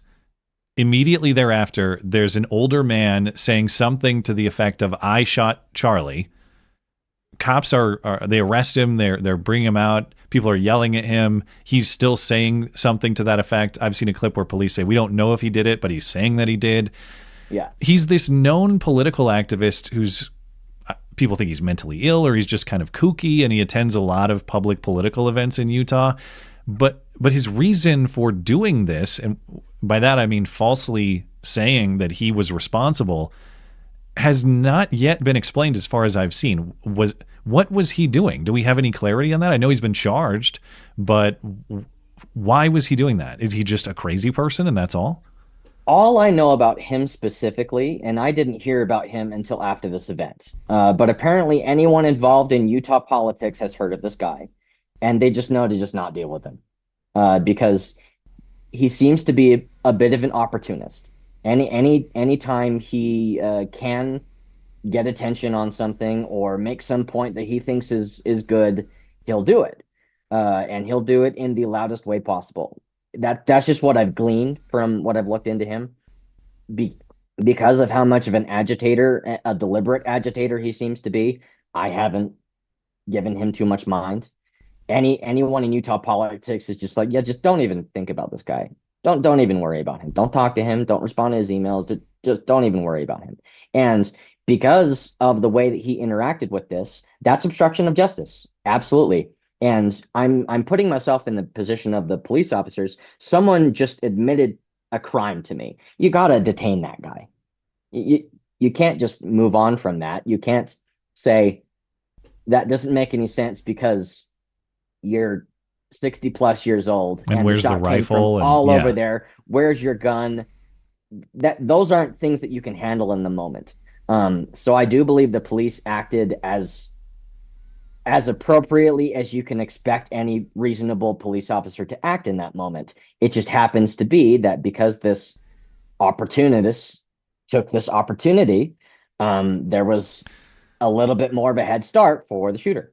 An opportunity for what? I know you don't have the answer to that. I'm just fascinated by whatever this guy was doing because it just doesn't make sense. Opportunity to get convicted of some obstruction charge? What was he trying to gain? Was he doing this on his own behalf? Someone else? Yeah, a bizarre mystery with this case. But I wanted to ask you too, because when you first emailed me, it was around the time or right after there was this Mormon church attack in Michigan. Of course, that is another very mysterious case. Yeah. And you had linked these two events or said that in your mind they're related. In what way do you think the church attack in Michigan is related to the Charlie Kirk assassination? Well, they're related to my situation specifically. I'd mentioned earlier in this conversation that I had a conversation with my wife about leaving the state of Utah. And going to blue states scared me because of the people who were blue here scared me.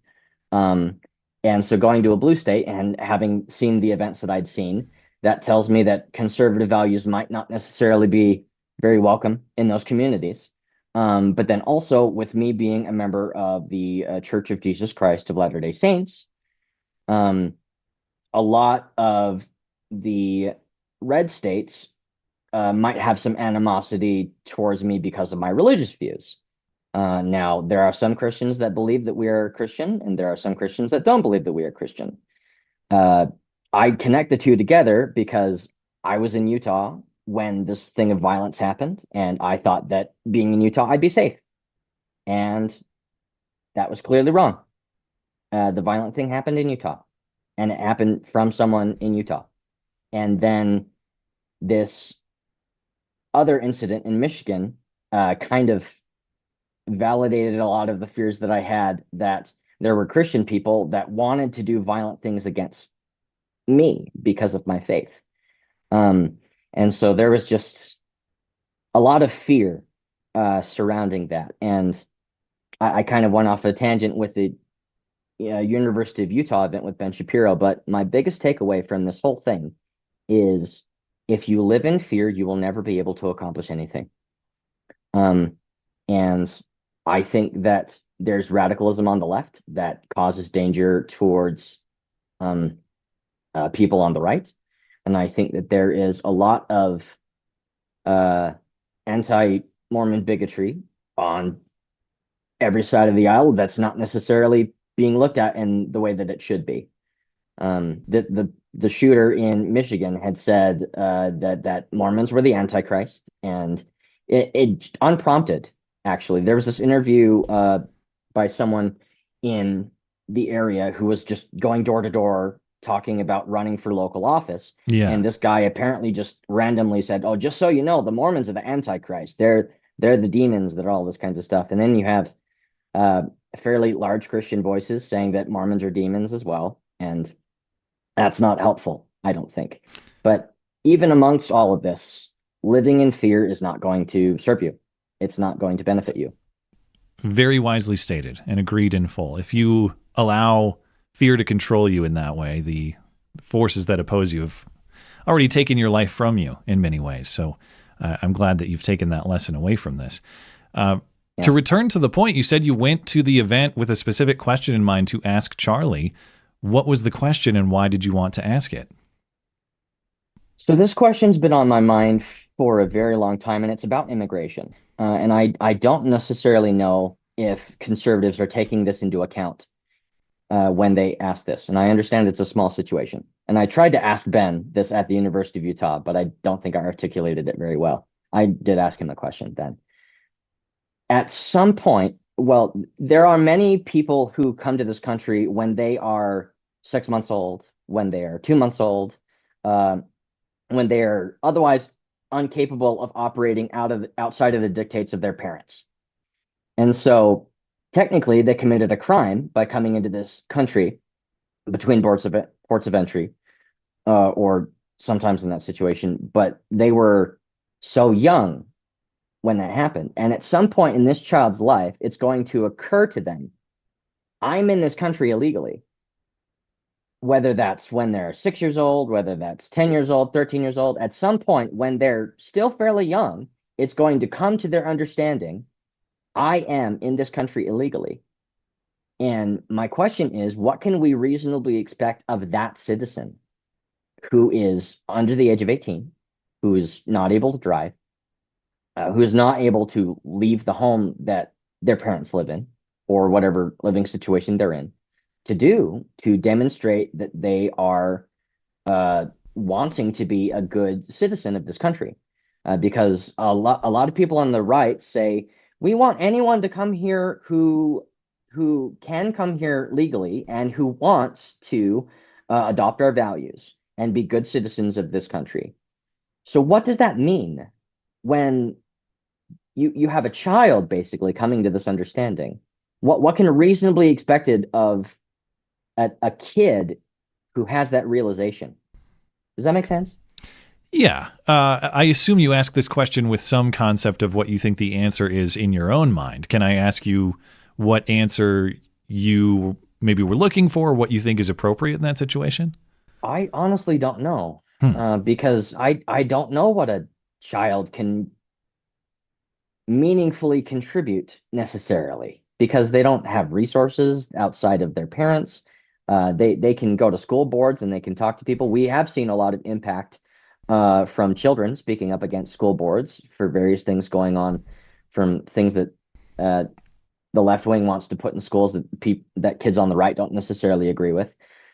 But I just wonder, I don't necessarily know what the answer would be. And I was curious to see what Charlie's viewpoint could have been. And if you have any thoughts, I'm curious what you'd say as well. But no, gut reaction. I think that just because you came here through no fault of your own from your parents doesn't entitle you necessarily to lawful presence here. So while I have more sympathy for people who are in that circumstance probably than anybody else in the context of illegal immigration, I don't know that it requires a duty of our country to accommodate that. But I guess I haven't thought about whether we should have some kind of separate policy. I know a DACA, Deferred Action on Childhood Arrivals, was geared towards that. We're not going to deport people who came here as children. It's very unfortunate, but again, I just don't know that it requires us to break what would otherwise be immigration policy. But that's not, that's me on the spot. You're reversing the interview right now. I'm the one asking. Yeah, and I didn't mean to do that necessarily. Yeah, that's all right. The only reason this question came to my mind is because I did some research into DCFS and a lot of Department of Child Protective Services. And the goal of DCFS is to do whatever is best for the child. Mm-hmm. And that prompted a moment to try to think critically. Is it best for the child to send them to a country that they have no relationship to? What is best for the child in this instance? And DACA, I think the counter there is who is defending what is best for the country, though. Someone has to do that. I gather that a department of some kind of child protective agency, like you're talking about, probably doesn't make distinctions based on legal presence or citizenship, but the country as a whole has to. And I wonder who in that arrangement. I'm not disputing that the child has a best interest, and maybe it isn't in the best interest of that child to go back to where they came from, but there is a counter interest in the welfare of the country that this family came to without legal permission, and that interest has to be represented too. I just wonder how that gets ironed out. And that's one of the reasons why I'm not a legislator. People come up with the ideas, and I look at the ideas, and I think these are good ideas, these are bad ideas. I'm going to vote for these ideas. I'm going to not vote for these ones. And yeah. One thing I'm curious to ask you about too is obviously, as with any event like this, There are going to be a lot of mysteries, a lot of oddities. We talked about the guy claiming that he shot Charlie when he clearly did not.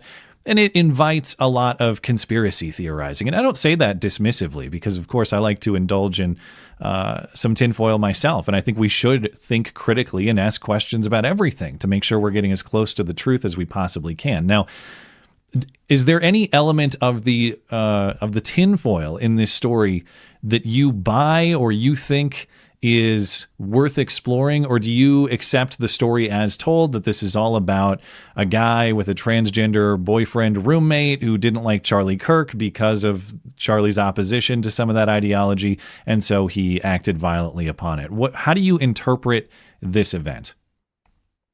My interpretation of this event is that there was a guy who saw an opportunity to do something that he thought was good that I don't think is good, and he took it.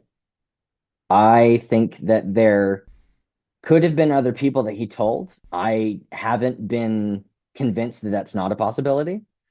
There may be people that were aware in advance. I haven't been bought in that like there was this cabal of people on the internet that had this one person be the fall guy so that they can get that one guy. I haven't been convinced of that. There was another thing that one of my colleagues was telling me, there was a private airplane that turned off their navigation system when they left Provo, like an hour after the event. And we got the guy. He didn't leave the state of Utah. So there's a lot of, I think there's a desire to make a story out of something with the tinfoil stuff that's the phrase that I've heard you use on your channel a lot, when there really isn't.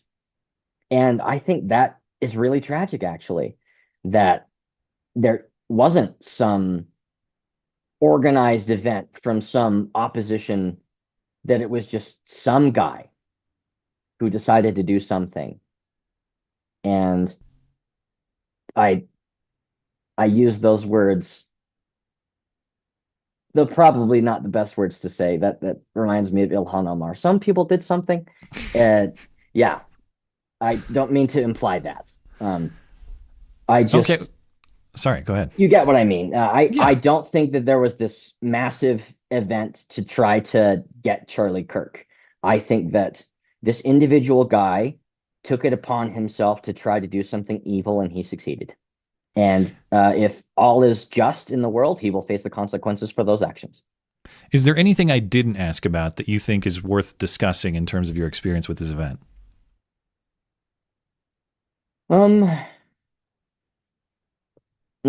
that immediately comes to my mind. There was some security concerns that I was a little bit, small red flags went off that became larger red flags later on. I think that I have observed some things about the shooter that you might find valuable. Sure, go ahead. There's a lot of talk that he was a member of the church at one point, and I don't know if that's necessarily true, but he was a Utah member, and his family was conservative at some point. I don't know if they are now, but his family turned them in. His family, I think it was his dad specifically, took it to him to turn him in. And I think that is one of the hardest things that someone who wants to do the right thing can do.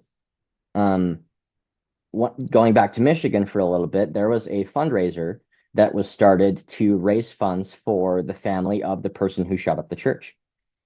And I think that the secondary people that are involved in the situation in any tragic event aren't necessarily talked about as much. There's a family that has to live the rest of their life with one of their family having done this awful thing. And I don't think most of this family agrees with this event. And I think that is a tragedy. I think that's a secondary consequence that doesn't get as much coverage as it probably should. Do you know what I mean?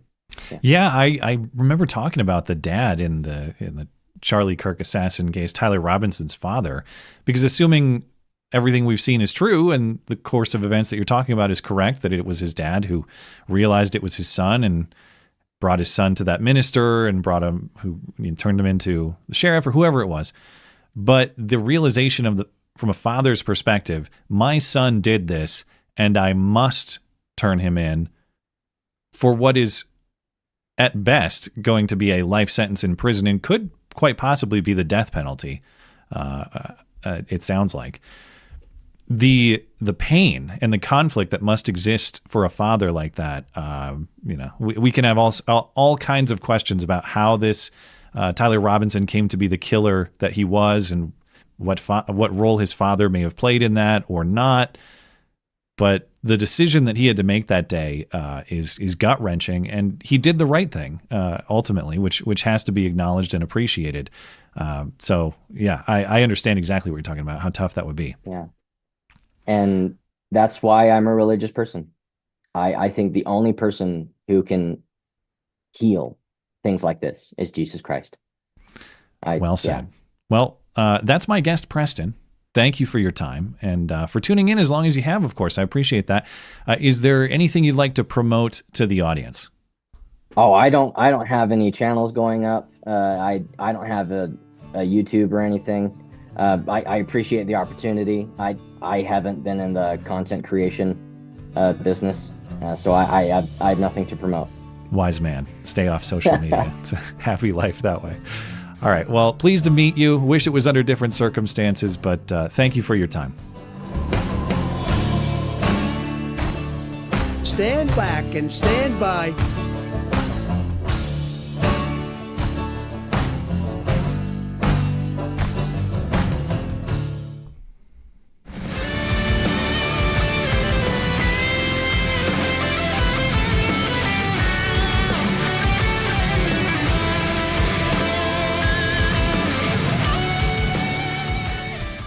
Thanks again to Preston for both his time and his willingness to speak publicly about what is assuredly a tough topic. Best to him.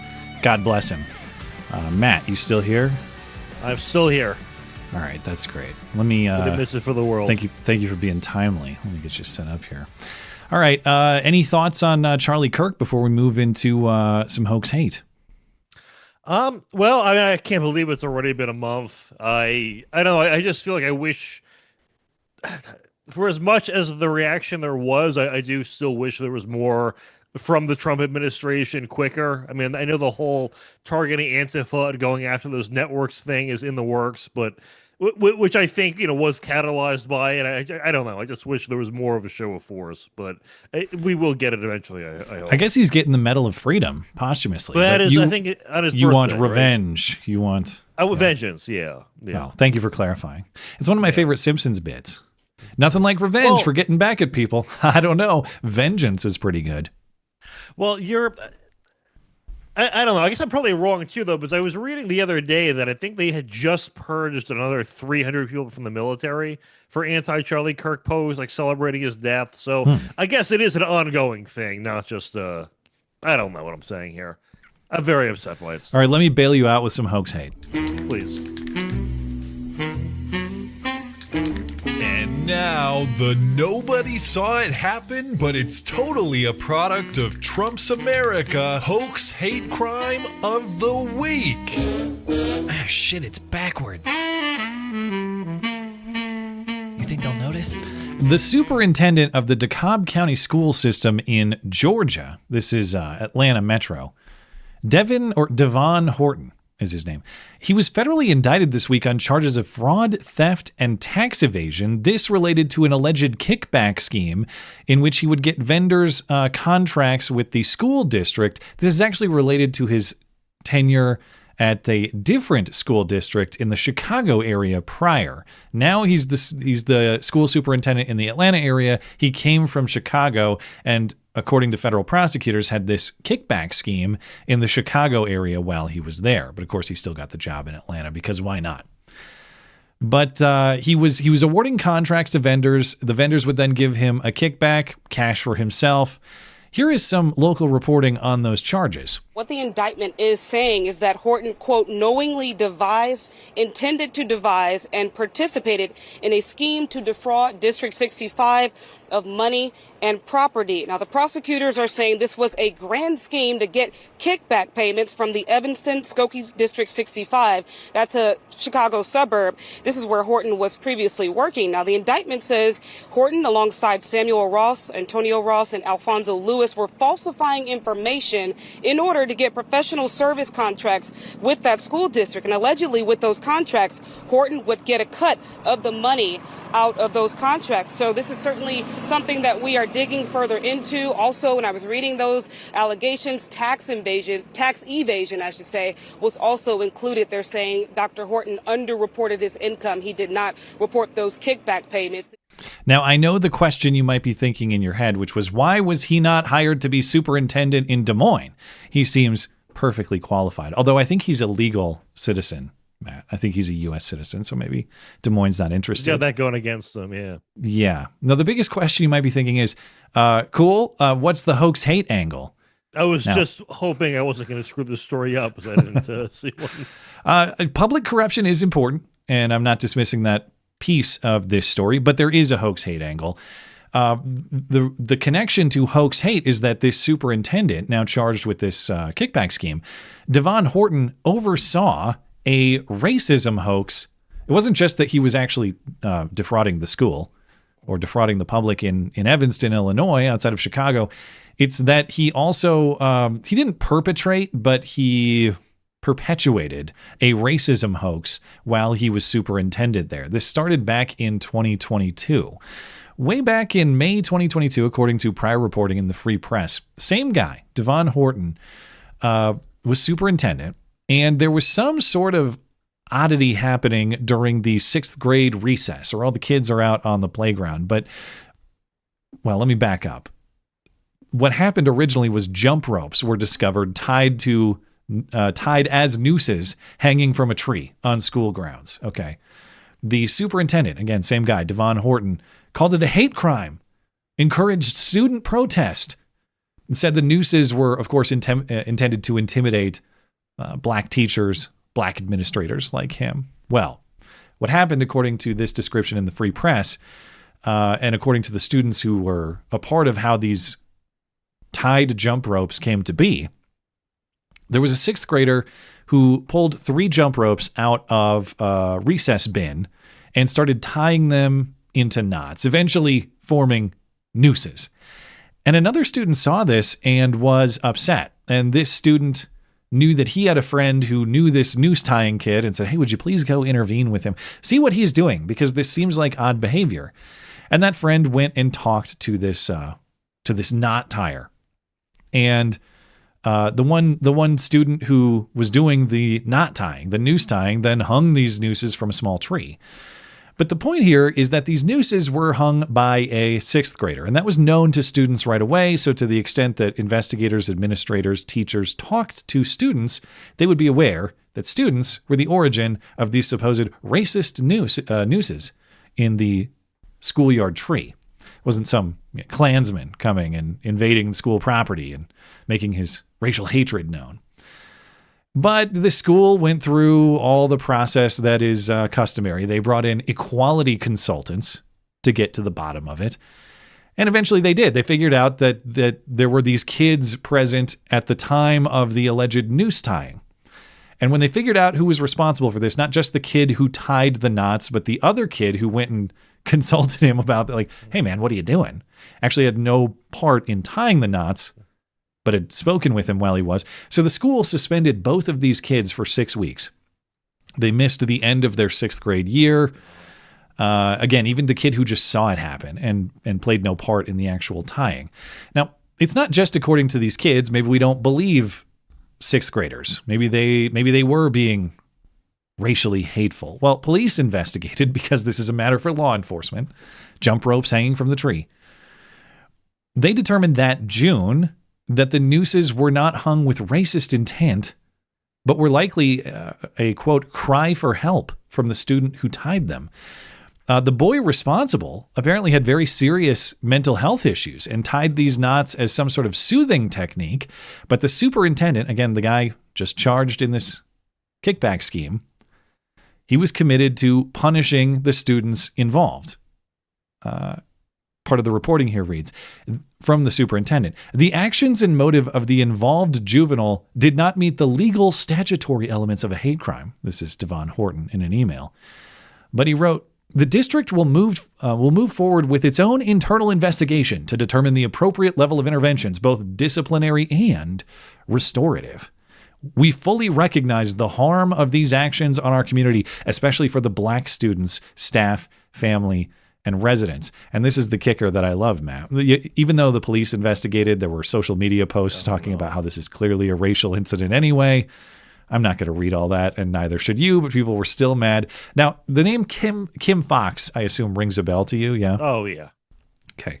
If people don't remember Kim Foxx, she's the prosecutor in the Chicago. She's not currently anymore, right? She didn't run for re-election, so I don't know if the election happened yet, but she's not running again.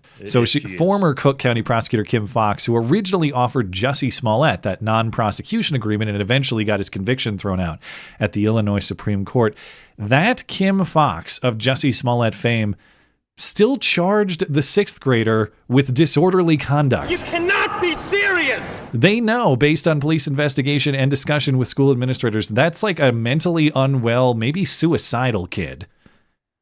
And they still charged him. They couldn't bring the hate crime because they couldn't establish a racial motive.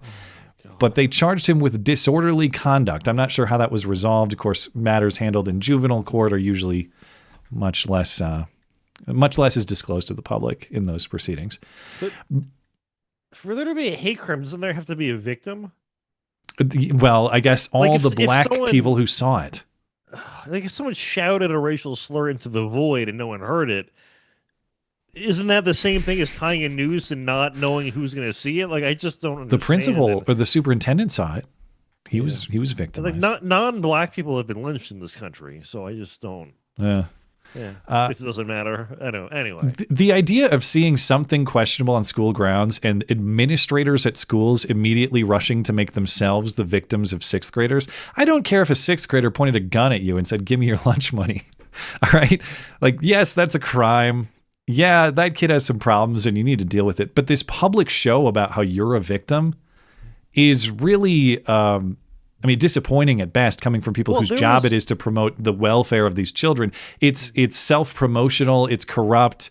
It's disgusting at worst. Well, that's what it is. If the kid pulled a gun, Kim Foxx wouldn't have charged them. The reason we know that's true is because there was a case within the past few years where there was two gang members shooting at each other, and she didn't charge them on the justification that it was mutual combat. I'm kind of with Kim Foxx on that, though. We need mutual combat to be great again. That's what our country's lacking. And it is Chicago tradition, in fairness to mutual combat. I mean, what is Chicago without mutual combat? That's true. Good points. Yeah. So why this is now back in the news? Well, it turns out the guy who was actually victimizing the school with a kickback scheme, defrauding the public this way, had also been scamming the school with this racism hoax for several months, dating back to 2022. Despite that, he went from one major school district, suburban Chicago, Illinois, to another major school district in Metro Atlanta. And I've seen the question raised with regard to what's the guy's name who got busted in Des Moines? I forget. I don't know the name, but I know I can picture him. Yes, the guy who just got busted because he's an illegal immigrant and he was running around with guns he's not allowed to have. It's not just why these people get hired. I think we can surmise there's a certain political preference or corruption that brings these people from point A to point B. But how hard is this job really? These people are in the Des Moines case. That guy was getting paid like $300,000 a year in public dollars.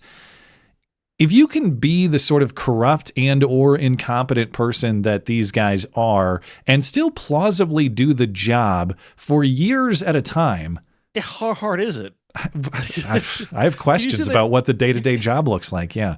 Did you see that story about the woman who got I guess she's getting charged, but she was working as a nurse without a license, but she had worked there for years and had been like a star employee and was getting promoted. I'm thinking at that Did she point, lie about her qualifications? Or? Yeah, she just didn't have the license you needed, but she somehow still pulled off the job. So I don't recommend doing that, but I feel like if you can pull it off, I don't know. A lot of so-called professional qualifications are bullshit. It would seem. You see it most in professional services like finance and law, where, and speaking as someone who studied finance, we created our own. Careful with that advice, but go ahead. It's not financial advice. The industry created its own vocabulary where we just use overly complicated words for really fancy, for very simple words. Yeah. Just fool people into thinking what we're saying is really like, oh, I initiated an equity position. It's you bought a stock. So what you're saying is you are technocrats. Oh, we are technocrats. But most professional positions are kind of bullshit, I feel like. To some extent. Yeah, probably. I would start with school superintendent on that list. Yeah.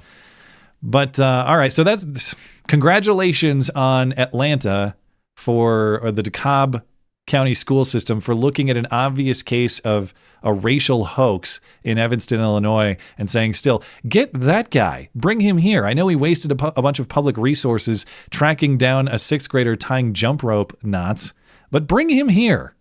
Turns out they weren't even aware of the fraud he was committing in Evanston. And by the way, he's been the superintendent in DeKalb County for, I think, a couple years now, or at least he's been there for a little while. We probably don't know the extent of what he committed in Atlanta and how he maybe enriched himself or promoted himself on the public dollar otherwise. But we have another case of very courteous Nazis, Matt. Nazi vandals have struck again in Vancouver, British Columbia. The New Westminster Police Department, they are on the hunt for whoever has been drawing swastikas on multiple vehicles over the last week or so. Police became aware of the swastika vandalism on October 3rd when a victim reported one drawn on his vehicle. Now, reports have since emerged from other residents as well. And despite reviewing surveillance video, police have been unable to identify a suspect. Thankfully, though, this is the sort of very courteous Nazi who only uses washable marker on the windows of the cars. Now, we know it's a real Nazi because the swastikas are correctly oriented. So he is a part of the Reich, the new Reich, but he wants you to understand his racial superiority and genocidal intent. He doesn't want to damage your paint job to do it. He's very courteous in that way. He sticks strictly to the windows, and he would never do any kind of permanent damage to your car to express himself. So they're not all bad. No, this is a Nazi with a basic moral compass who still disappears into the night like a ninja. But maybe they'll track him down. I was going to make a joke about how like there's so many Indians in Canada now that maybe he's just writing good luck, but he did them correctly because the Hindu swastika I think is backwards. So that's right. Yeah, the joke doesn't work. Yeah. Thank you for differentiating. But yeah. Who knows? Maybe these photos are mirrored. I should check. Maybe you might be onto something. Good point. Yeah. Well. All right. The Supreme Court is back in session. I was posting about the conversion therapy case that was just heard, and I find very interesting and important. And to be clear on this story from the Supreme Court, or a case that's at the Supreme Court, I'm not alleging that this is a hoax. In fact, I find it very plausible. It's just of similar theme, so I'm including it here. The case that the Supreme Court just heard on Tuesday is one that centers around an accusation of racism against the post office. Actually, the court heard this on Wednesday, and I haven't had a chance to listen to the argument yet, but it was before them on Wednesday. And when I saw this headline, thanks to the listener who emailed it to me, I assumed it was probably a person of color alleging racism coming from white post office bosses or something to that effect. You know, like, it's the evil white guy at the post office who's mistreating the black postal worker or black postal customer.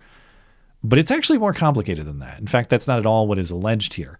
Labine Conan, if I'm saying that name correctly, is a black woman in the Dallas area who's brought this lawsuit. And she has filed more than 50 administrative complaints with the Postal Service because her mail is never delivered.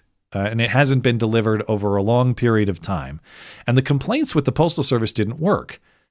And so she sued the post office in 2022. And the case has been working its way through the courts ever since. And now it's at the Supreme Court, or at least the process of it is. She is alleging a 2-year campaign of racial harassment from the Postal Service, not from white people who hate black people, as I had assumed, but from other black people who hate her because she rents to white people. That's unacceptable. That's actually more plausible than the other alternative. So she's some kind of landlord. Yeah. She's a black woman. She rents to white people, and the black workers at the post office hate her for being some kind of Uncle Tom, is the allegation. So the court heard this case on Wednesday. I haven't listened to the arguments, but the Justice Department is fighting this lawsuit on the basis that the Postal Service has immunity from such a lawsuit. And there is a legal basis for this, although I'm not sure exactly. I don't know if it's constitutional or it must be statutory. The Congress passed some law to that effect. But the DOJ is saying you can't sue the post office. If anybody could sue the post office wouldn't function, because think of how many people want to sue the post office. So you can't. But it's a little more complicated than that because there have been exceptions. A federal district judge in Texas ruled in 2023 that Conan, the woman bringing the suit, that she can't sue. So she was blocked at the district court level. She appealed to the Fifth Circuit Court of Appeals, arguing that the Postal Service legal protection doesn't cover postal workers' outright refusal to deliver mail. So this isn't an accident. This isn't a whoopsie. She's saying they refuse to serve me because they hate me for these complicated racial reasons, and I can prove it. And the Supreme Court will decide whether or not she can sue the Postal Service. It's not going to be whether her suit has merit or not. If she can sue, it'll proceed starting back down at the trial court. The Supreme Court has considered this issue or adjacent Postal Service issues before. In 2006, a woman sued the Postal Service after she tripped over mail left at her doorstep and injured herself. That was a 7-1 decision at the Supreme Court, and the court ruled she could sue for damages. So maybe, just maybe, the Postal Service will be forced to deliver to Uncle Tom's Cabin. Can you imagine, Matt? The other theory is that the post office is just incompetent at delivering mail, which everyone has had an experience with. Now, for it to be 2 years straight obviously seems probably deliberate, but they're just not very good at their jobs. There are certain vendors I've ordered from where no matter what, it will never get to my house. It'll I don't know what, there's some glitch in the matrix where it'll, like in the informed delivery, it'll say it's on the way and then it always gets sent back. I don't know. I've just had that happen a few times where certain things just can never get delivered when I order from certain people. So I don't know if that's what's happening here. If she is getting discriminated against for helping white people, I stand with her, but I don't know. Postal incompetence is a pretty ironclad defense. We'll see how that works for them. Yeah. Well, last week I showed some good news in the ongoing epidemic of transgender sexual deception, colloquially known as the fraudulent blowy. That's disgusting. Transgender men masquerade as women, trick men into sexual encounters on false premises. Now, that was Sheriff Grady Judd in Polk County, Florida. That was a great press conference, and he has a lot of great press conferences. But he had busted a few of these menaces in his recent prostitution sting. Well, this week we have another development. A British court is finally taking the issue seriously. Now, whenever there is deception in a sexual encounter, we've wondered on this show frequently, why aren't there charges? Because if you trick someone into sex on false premises, they can't consent because they were deceived. We joke about the fraud in this context, but it is a very real fraud. When you make sexual contact without consent, and when the premises are false, there isn't consent. When you make that sexual contact without consent, there's a legal and moral term for that. So why is it never or rarely treated that way in terms of the law? Well, on Friday, a British judge sentenced 21-year-old Ciara Watkin to 21 months in prison for sexually assaulting a man by concealing the fact that he's a man during a sexual encounter that they shared. Prosecutors say Watkin lied about being on his period to stop the man from investigating below the waist. Oh my God, bro! Later, Watkin texted the man with a massive secret, disclosing his transgender identity, and the man then reported the deception to police. A jury convicted Watkin of 2 counts of sexual assault and this is the part I don't get, 1 count of assault by penetration. Okay. Well, what happened there? It's a specific type of... So he did know. Well, I feel this is what he claims to have been informed by a text message after the fact. That's how I learned it was a man, because he wouldn't let me investigate below the waist because he said he was on his period. Later, there's a charge in here. Let me make sure I'm reading that correctly. Yeah. Convicted in August, 2 counts of sexual assault and 1 count of assault by penetration. So I guess maybe there were... I don't know what happened here for this guy to claim that he learned by text message and not by practical application. You know what I mean? I thought it was a prostate exam. I don't... Fuck. So, anyway, Watkin has not undergone any cross-sex surgery, hence the assault by penetration charge, I guess. He used a bra padded with clothing to give the illusion of a female bust.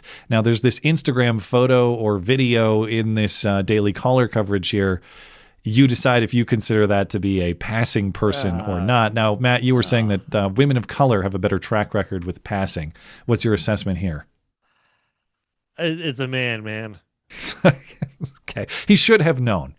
When I made that joke, I had in mind it was one of the Sheriff Grady ones where it was the guy pretending to be a woman, and I'm like, that looks like a DMV woman. Like I could see how that could, fool someone. I don't know. I'm not trying to get myself canceled, as if that's a thing anymore.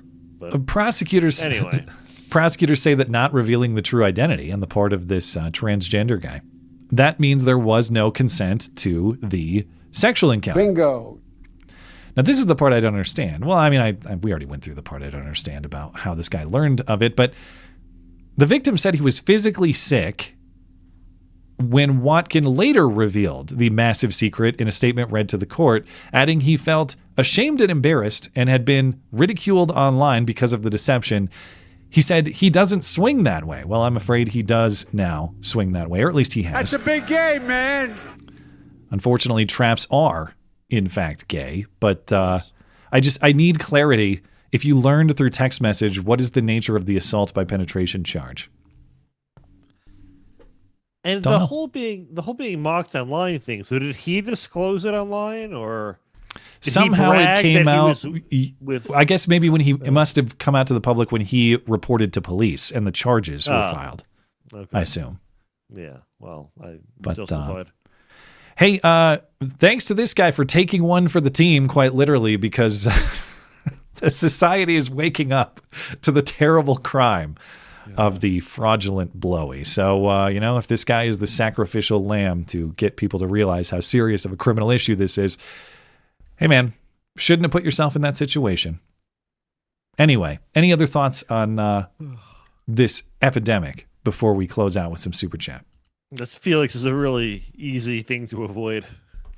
Yeah, we were talking about that last week. Just, if someone tricks you in this way, obviously they have primary accountability to the extent they're being deceptive, potentially predatory. But hey, don't hire prostitutes. And if you do, inspect. You won't have this happen to you.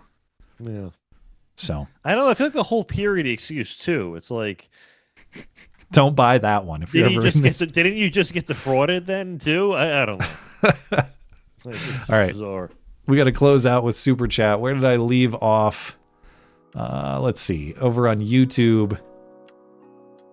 Newbie of Death Reviews says, life has gotten harder from all the illegals skipping work than the government skipping work.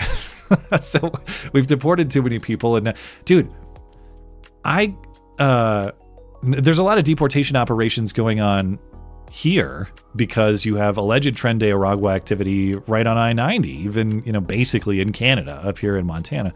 But I can tell you in the last 4 years, you go to anywhere where there's going to be a line, whether it's like some kind of government office, or I had to submit some paperwork recently.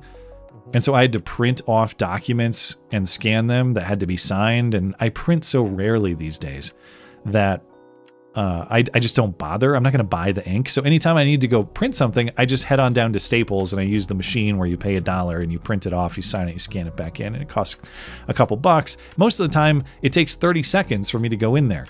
I went in there last week, and there's some kind of Juan or Pedro holding up what is a line of people that is formed, and he has a document to scan like I do. Mine was maybe 10 pages. Now, for us technocrats, I know that you could just use the feeding tray on top of the machine, and it will scan that in about 5 seconds. This guy is scanning them one by one by one, and I'm wondering, does he want 10 separate documents, or is he scanning one document page by page, opening it up, opening up the big lid to scan it?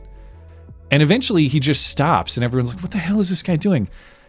And the Staples employee behind the counter cannot assist him because he is talking to another Juan or Pedro who only speaks half English and he needs help with something on his phone.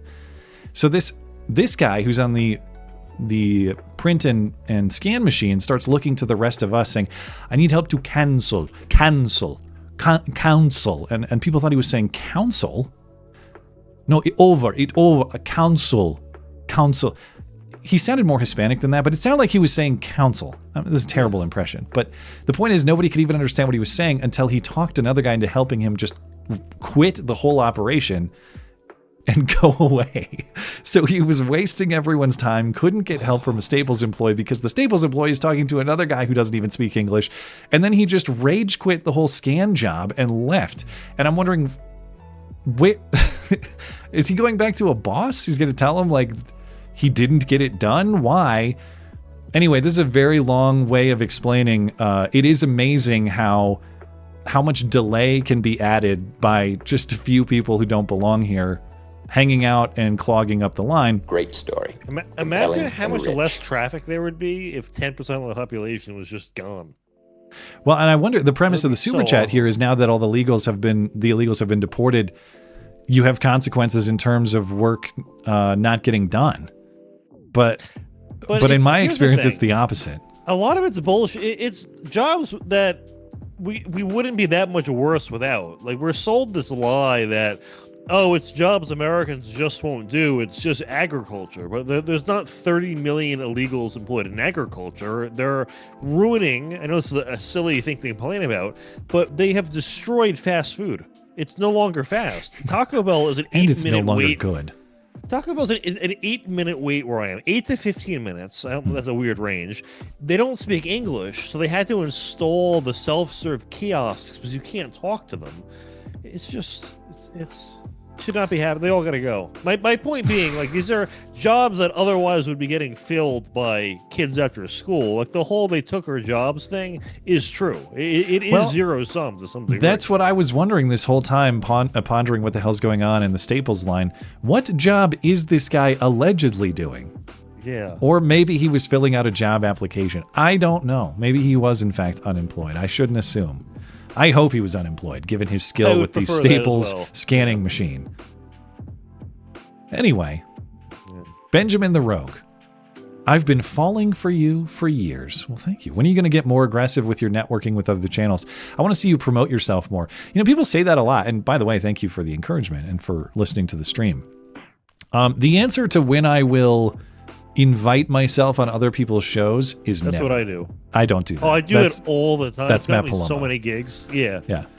Yeah. That's how I was on Fox News last week. I just invited myself on. Can I come on and talk about my rivalry with the other Palumbo? So I pitched, why don't I come on and talk about the new Soros book?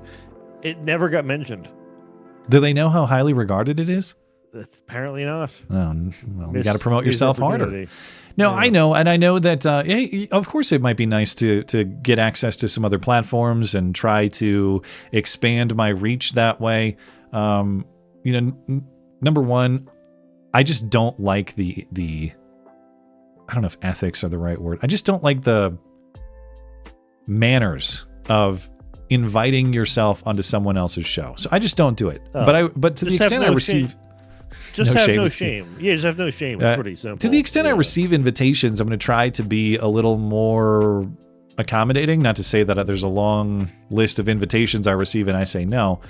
But yeah, I mean, it might be fun to work with some other people. And what I want to do in the coming months and year, like in the next year with this stream, like say, heading into the new year, I want to network just more people participating in this show in a guest way.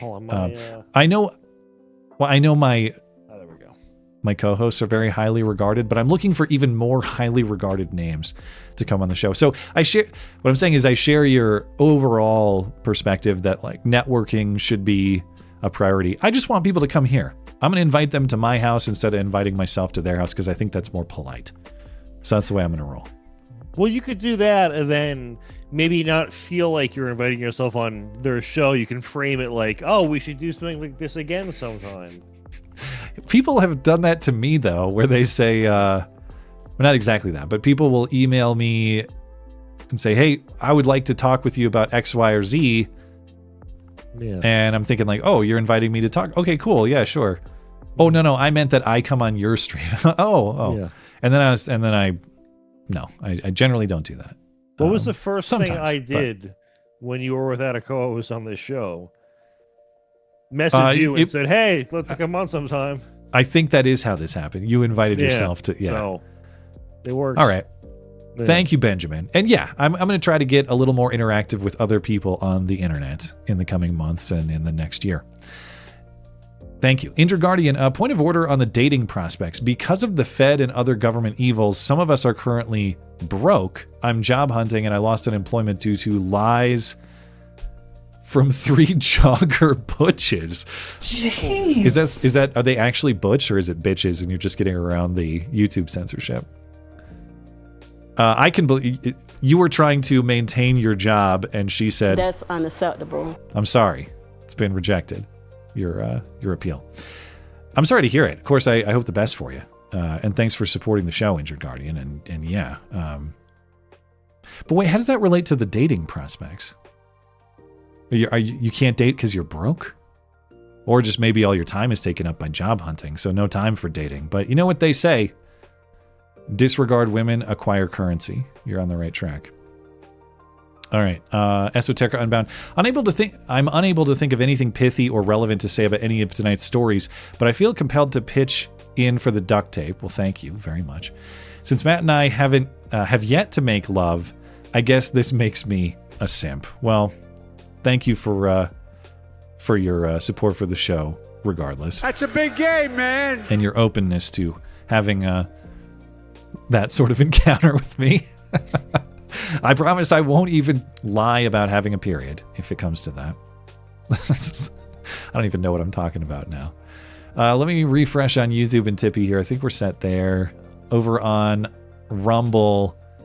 Oh, this reminds me. Did you get any clarity on the Israeli church spying that was referenced previously on Rumble? I just decided to do some work for tomorrow instead during the break. So, my bad. Well, thank you. Sorry. No clarity on that yet, but thank you, Book Trek Groves, for supporting the show and bringing that to our attention. Luna Chick. I don't know why black people think they were the only victims of lynching. The largest mass lynchings in U.S. history happened when 11 Italians were lynched in New Orleans in 1891. Viva El Italia. I don't know how the Italians would say that. People are victims. Yeah. I've never heard of that. I was not aware of Italian lynchings. Have you heard of that before? Yeah. I mean, to be fair, we probably deserved it, but it did happen. Oh, are you Italian? My last name is Italian, but I don't know. I guess that sounds Italian, but I'm not actually Italian. What my name is. Yeah. Oh. Yeah. I mean, I don't know what all the Italian... Matt Linguini, Matt Fettuccini. That's about all the Italian I speak. Yeah. Okay. And I think we're set over on Odyssey. Appreciate you guys over there. One quick refresh before we're out of here. Anything else you want to discuss before we're done? I'm on Newsmax every Monday now at 6:30. So I have this segment called Culture Clash. I mean, it's not my segment. We have it every day, but I'm the Monday guest on it with Carl Higbie. So that's been something to watch for 5 minutes every Monday. How did you secure that? Did you invite yourself?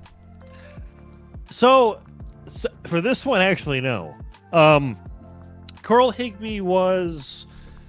How did I meet him? I think he read a book of mine and liked it. And we figured out we lived kind of near each other. I mean, like within an hour or hour and a half. And he wanted to do a podcast. So we had a very short-lived show called Higbie and Palumbo that Life Zet hosted. I think it was owned by Laura Ingraham at the time. And we would just drink beers in his basement and react to the news for an hour and like grab a pizza or something. And it didn't really make that much money. So we just figured it was kind of going to be a waste of time, but kept in touch. And then he got a show with Newsmax years later, and it's the #1 show on the network. And knowing him from that all those years back obviously helped out with that. So friends in highly regarded places.